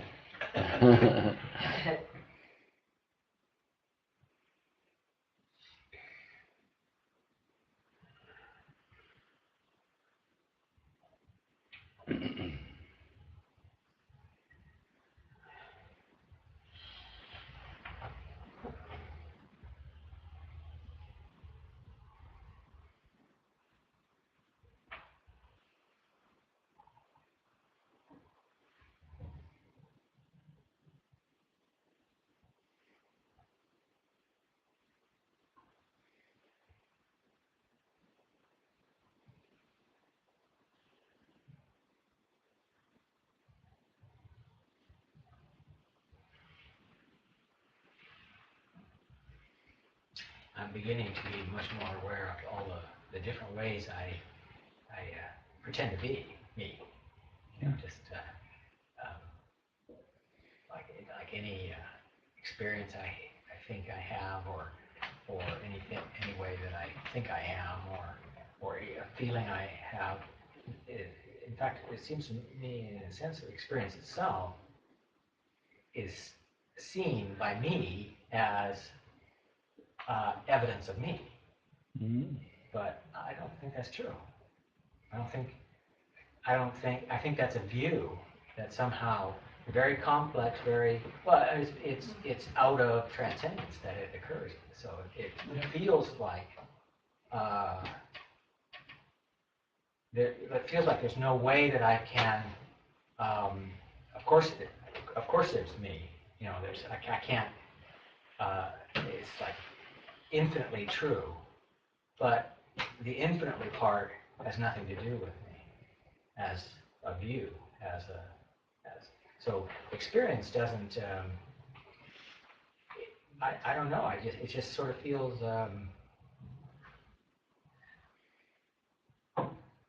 simple and not important, and not.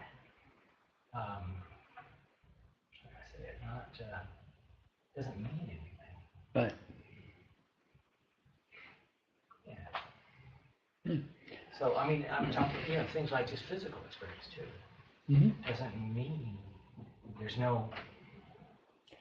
It's a drama in a sense about.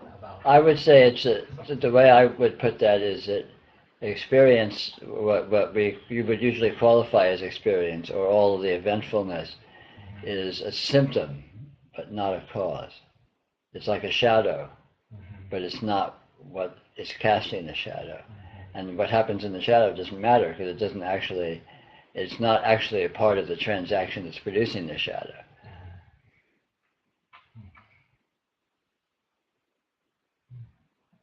So the nature of the transcendence is complete in that, and all of its ramifications and displays and seemings are just noise in that system, so to speak, or shadows cast by that actuality.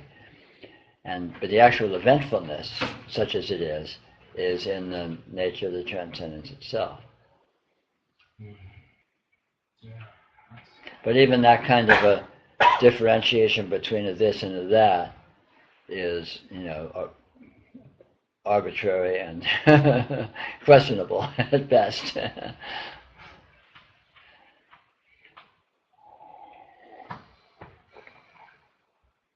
But the fundamental sense, I would say, that I have is that how can I put this?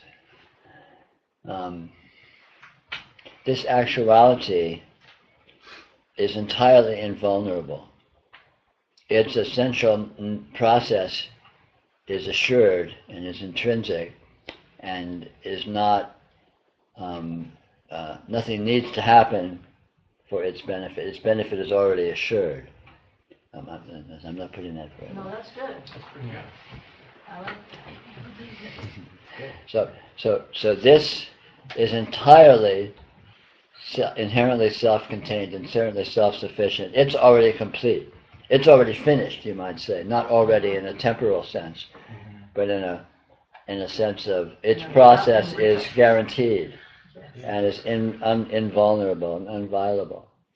So all of this pseudo process that shows up as event is not an act. Nothing needs to happen there. Nothing needs to be one way or another way. Nothing hinges on what seems to transpire, because what matters is intrinsically transpiring in the very nature of what this is. So this is, I'm not putting this very elegantly at all. So this is entirely invulnerable, inviolable, pure and perfect. It's essentially finished, and again, not in a temporal sense, but in a sense of in a sense of It's resolved. it's resolved. Yeah, good. Yeah, resolved. That's a good way to put it. Which is kind of a nice feeling, because then nothing hinges on what happens or doesn't happen. There's no repercussions. There's no, It's complete. Complete, yeah. One might call it a great perfection. I think I've heard that before.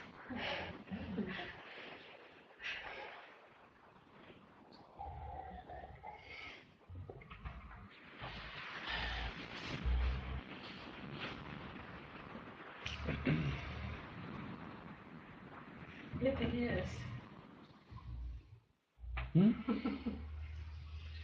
If it is. If it is. What if it isn't? I mean, it could very well not be Not be what? as much as it is. I know there's a logic. Well, in that case we're safe. In that case we're safe because there's no logic whatsoever in reality. I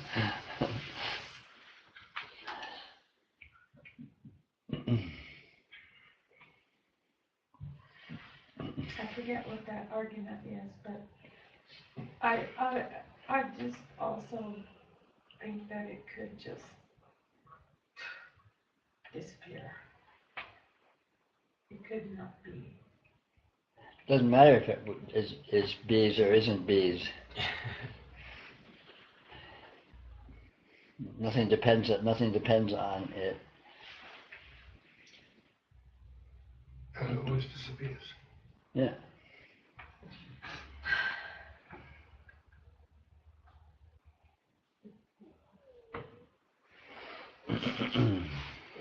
that's what I'm feeling doubtful, I guess, is because it's quite obvious that everything disappears. It's quite obvious that everything, instantly it is gone as it's here. But somehow all of that is meaningless. Right. None of that, I want to just erase all of that. Well, you don't even need to. It's erased in its intrinsic nature. It's not even really here. I mean, that's what I was talking about when I was referring to it as in the nature of maybe of a shadow or something, where it's not actual part of any chain of events. It's just it's a byproduct that nothing hinges upon it being one way or another, or even being at all. Like a shadow is, it may be cast or may not be cast, but the actuality is independent of whether or not what the shadow is doing or whether or not it's even there. Because it's downstream from the actuality in such a way that what happens to the shadow does not in any way affect or impact what's really going on. And I think that that's an analogous relationship to the way that, the seemingnesses of experience exist with relation to what this actually is. So what this actually is, inherent, is self-contained, is in its nature not dependent upon anything.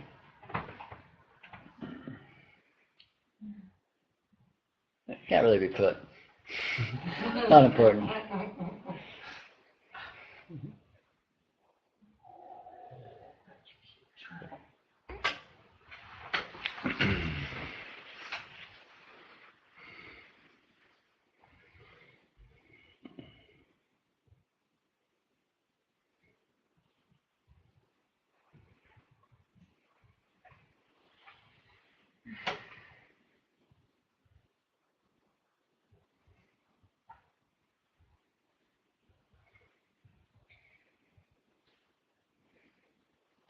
Mutananda had a nice way to put it.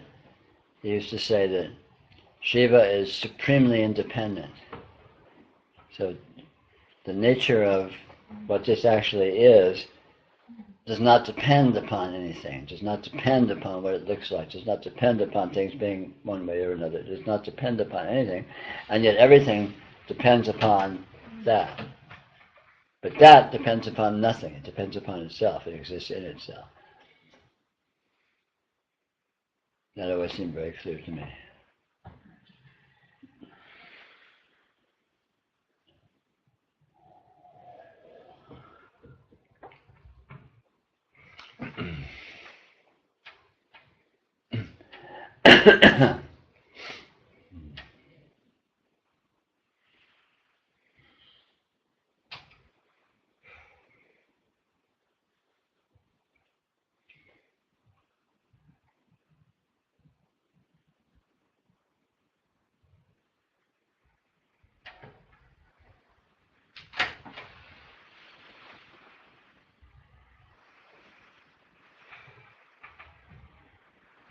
All of our notions of suffering and pain and insecurity are based upon some notion of dependence. Some notion of, well, gosh, things will be okay as long as X, Y, Z, as long as I stay alive, or as long as I stay healthy, or as long as I have money, or as long as this, or as long as that, or as long, depending upon these various things. Yeah, some reference again. Yeah, some reference. But reality itself is not like that.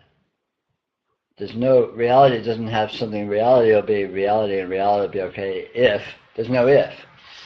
It's like, that is a given, that is absolutely transcendental. That's what everything else depends upon. And since that's all that's actually here, then nothing depends on anything. So all of this display and all of this apparently independent circumstances is just a misinterpretation of this absolutely transcendental independent fact, supremely independent fact, which is bulletproof. It's unassailable. It's absolutely, you know, no words for it. And in the certainty of that is total security, it's total confidence, it's total lack of doubt, lack of insecurity. Because everything devolves to that. Everything turns out to be that. Everything is an interpretation of that. Like a dream is a misinterpretation of sleep. And when you once you get that, like in a lucid dream or something, you see that the dream, there's nothing actually happening here. It's actually just sleep, and sleep doesn't depend upon what happens in the dream. So all of a sudden you're liberated from the apparent circumstances in the dream because they're meaningless. Nothing hinges on that. That is all just a byproduct or an interpretation of something totally other than that, which is the state of sleep, which is completely independent relative to the frame of reference of the dream. And likewise, all of this, display, all of this circumstantial experience is is likewise an misinterpretation of something, this actuality, which is completely transcends the apparent differentiation and the apparent interaction of all these apparent circumstances, and is not affected by and is not dependent upon this one thing or another seeming to occur within this sort of a readout of experience, experiential readout, experiential presentation, call it.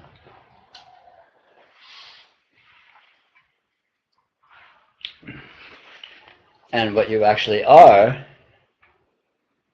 is this independence, which is quite obvious. And in that obviousness is, liberation. I'm familiar with being motivated by fear of bad things happening and a hope that good things will happen. And sure. Those things never happen the way that at all I'm afraid or hopeful that they'll happen. Yeah. And that was a combination of two things. On the one hand, a subconscious almost still tending to behave that way, and also a lack of not being able to find motivation because I can't get into being afraid of something very much or excited about something good happening very much. You mean due to seeing that it's not ever going to be like that anyway. Right. So on the one hand, you deflate the fears and the expectations because they're so obviously not going to happen. Right. Yeah. So I have a sense of sort of not being pulled because of seeing that, but at the same time a subconscious being pulled and thinking, getting caught up in sort of thinking believing the game structures. Well, it's natural for the mind to go there. It's natural for the mind to do that. The mind's very nature is such that it runs projections. Yeah. It runs hypothetical scenarios, and it will do that unstoppably. But again, as one begins to notice that these hypothetical scenarios never play out precisely, and one also discovers that experience is always just this, whatever seems to look like, whatever seems to happen, it never actually departs from this, it never changes from this, it's always just exactly the same. What your experience actually is from moment to moment, it's always been the same thing since you were an infant, It's always just this. It always looks different, but it's always just this. And in the face of this, immutability,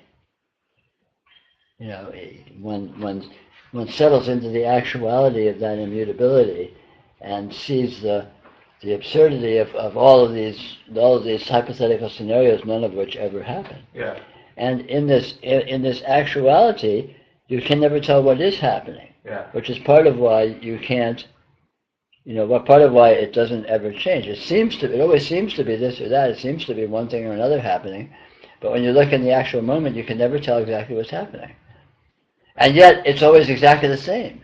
It's always that. It's always, well, what's happening? It always looks different, but it's always the same.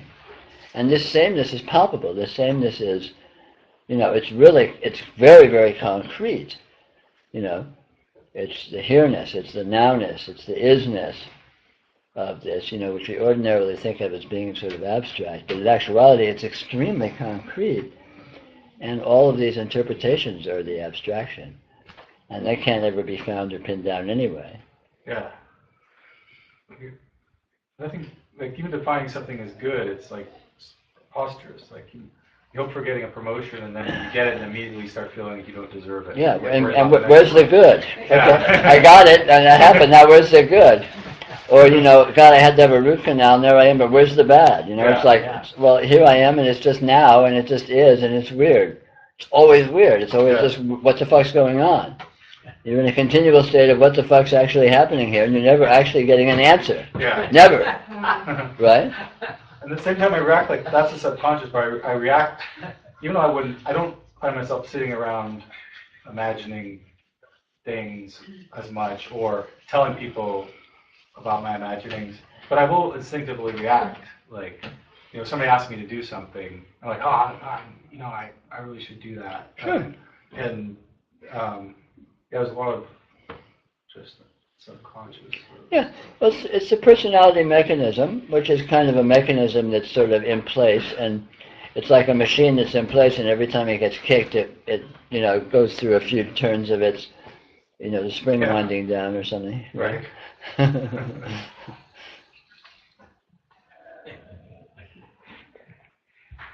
But even that is just this, Yeah. and it's just a question mark. Right. Yeah. Even when you look closely at all these personality mechanisms, you can't. They're endlessly weird. You can't actually find them. You can't say what they are. It's more just like, what is this? And you never get an answer. It's always there's always all sorts of evidence that would seem to be sufficient to extrapolate an answer as to what's going on here, but it never actually works. You can never actually connect the dots. It's always like, it always seems to be kind of like it could be almost what, and then it's already gone. But that's the delusion, the illusion itself, right? It's sort of, if it has a structure, that's it. That is a structure. That's its actuality. The actuality is no structure. That's why it's transcendental, because it's never this or that. It seems it suggests itself as if it could almost be. You can almost answer the question, what is this? What's happening here? There's so much evidence. There's so much information here. If I just pull it all together into one equation, then I know what's really happening. But it never happens. It's always, what? Where do you go? What happens? And then it changes, and then something else is happening, and that seems like you can almost get that pinned down. But then, so close. Yeah, you're always in a state of. Almost got it. I got it. I don't got it.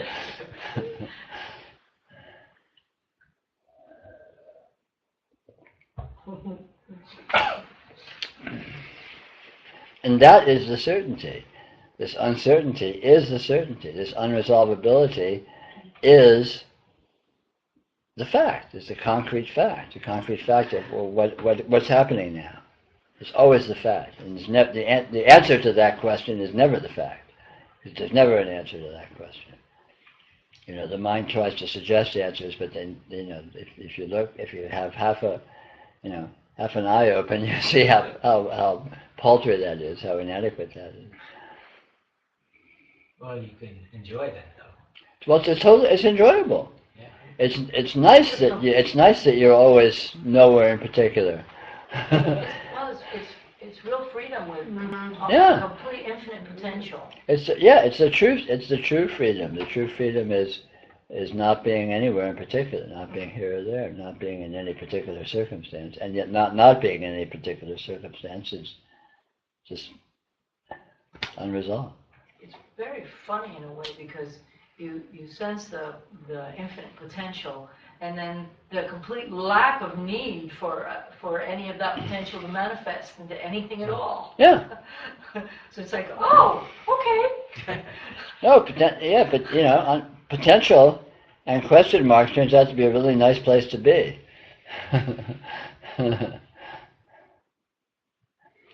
When there's no solutions, there's no problems. That's good.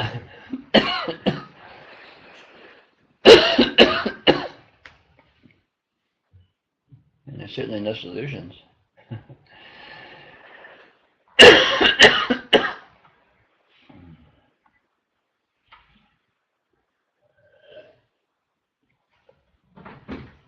Well, you talk about this certainty, One more time. and it feels like I can see all of these parts and pieces, so to speak. I don't feel the certainty. And in a way, I don't even understand what that would be. It's like.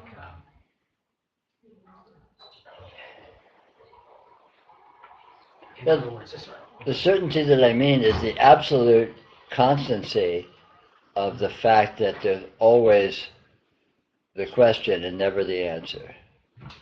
While a seeming smorgasbord of potential answers that never pan out.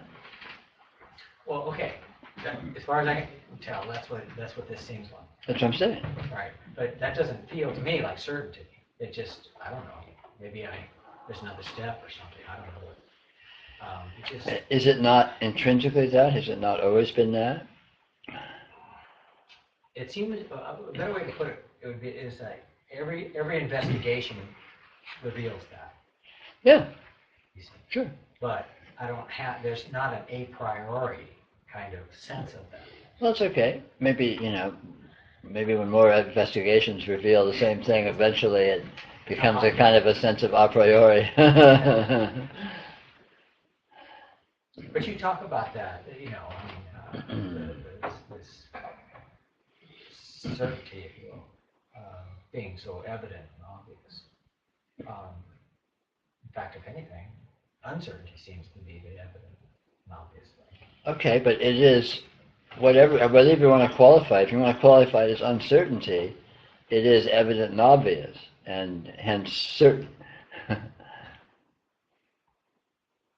mean, to me, the obvious certainty is this is as it is, has always been, always will be. It intrinsically is as it is. And the evidence continually and undeviatingly is exactly that. And then how you want to qualify what that evidence is just comes down to your individual artfulness. Like at this present argument, I'm qualifying that as being an unresolvable questioning. Yeah. But that's arbitrary. I'm with you on all of that, and it's like you talk about invulnerable, and entirely free of fear. It seems like everything I experience turns out to be essentially free of fear. Right. Invulnerable, I don't know if I use that word, but Well, by invulnerable I mean whatever happens or doesn't happen, whatever you do or don't do, it still is this way that it is, whatever that, again, however you want to qualify what that is. Well, what I would say is that it is not anything like I thought. Okay. And well, it's always that. Well, or what that means is any formation that I have, any structure that I'm being, so to speak. So there's this realizing of freedom in any experience that I seem to be having. Mm-hmm.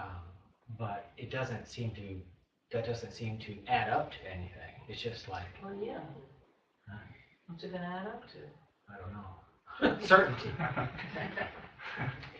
You see what I'm saying? I guess so. Sure.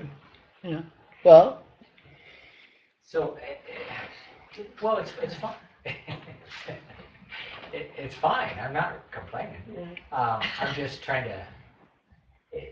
because you talk about this in a way, and it does seem like that's true, what you say, this certainty. Mhm. But I don't know where it is. Well, that's not important. It is, it's interesting, Peter, because I mean, that was one of the first things that, I noticed is that, well, we were talking about faith or something before, but I think you're right. I mean, it's more a certain, it was certainty, but it was alarmingly so surprising that I knew it had always been so. Yeah. Mm-hmm. Yeah. I mean, see, That was the Yeah. most unusual thing about this whole path that I've been on. Oh, yeah.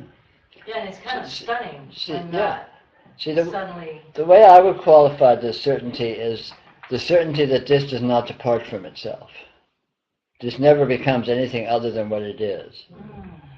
I mean, that's probably the most precise way I can put it. It does not depart from itself, and that's an absolute certainty. It has infinite freedom and infinite latitude in what it presents as, but it never departs from itself. It never becomes something else. And again, this to me is something that I can't defend logically or argumentatively, but it's an unassailable fact. I assert.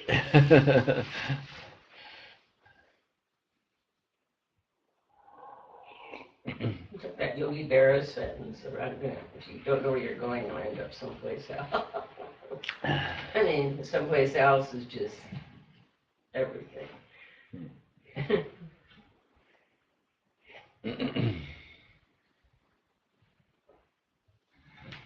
Peter, I'd say the certainty is just the fact of this like constantly going all the time. I mean, the fact of the miracle, it's so big and it's so constant. Yeah. It's hard to even think of what you might think about something. Yeah, totally. I mean, it's just like this massive fact. Well, what I call radiant presence. Yeah, it's constant all the time. It is, and it shines forth. Yeah. And it's going. It's 24/7. Yeah. That's the certainty I'm thinking. We finally got to it, Jeff. I actually said the RP. Yeah, I'm putting that in right now. We've been waiting. It took us 2 hours to get there, but it may be roundabout, but damn, we get the job done. Certainty. You got pretty far. Glad I didn't make a bet.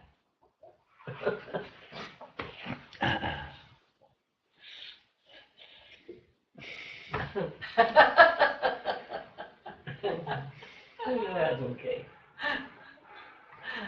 It's all good. Yeah, it's just this huge miracle going on all the time. Yes. I mean, it's just like.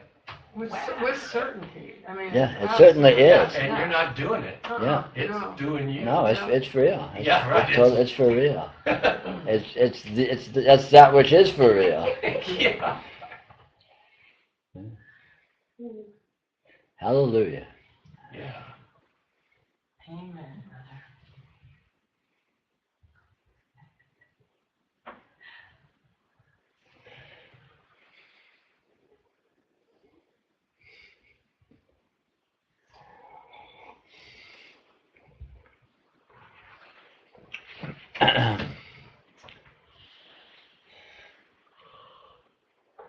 I have this fear that it's gonna stop. It's like an underlying reservation that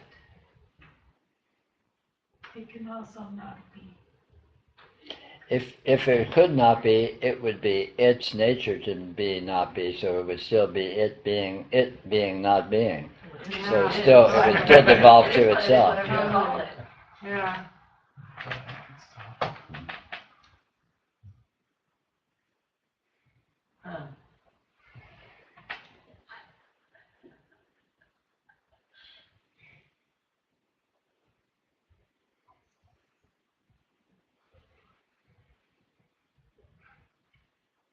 I mean, do the math. If if there was a not being, and if there was it not being, then there would still be an it. If there was a true not being and it was not being, who would give a shit? How would you know? How would it be known that it was not being? Because there'd be no it to have some not being be relative to it. And think of it. Absolute cessation is not absolute cessation because it's not a cessation of something because there's no more something anymore to have a cessation of. Sounds like nonsense. Hey, No, Lily's look, on. look Yay, at the hi Lily. Hey, Lily. Hi Lily. greetings from the frozen Northland. We miss you, Lily.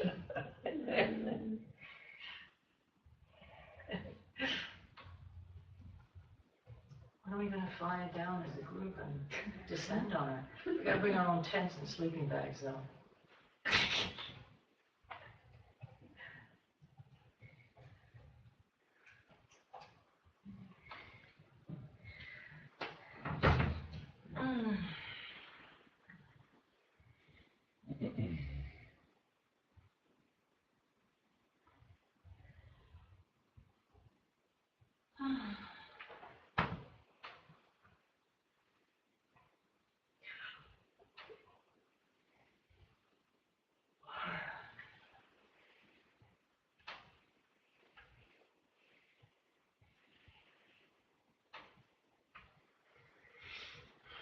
Well, it's been a good night tonight.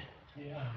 We've been weaving in and through this stuff rather nicely. Feels good. Right.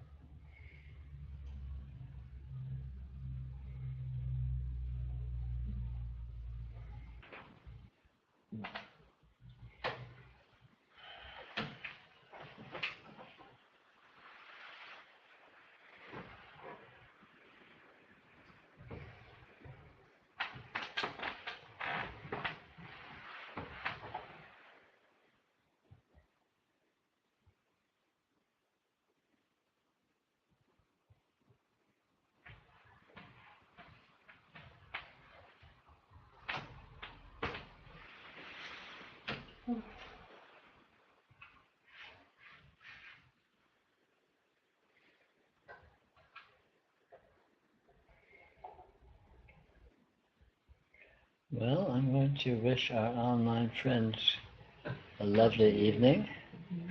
It's been a pleasure to be with you. And good night, all. And good night to our MP3 friends. Bye, everyone. And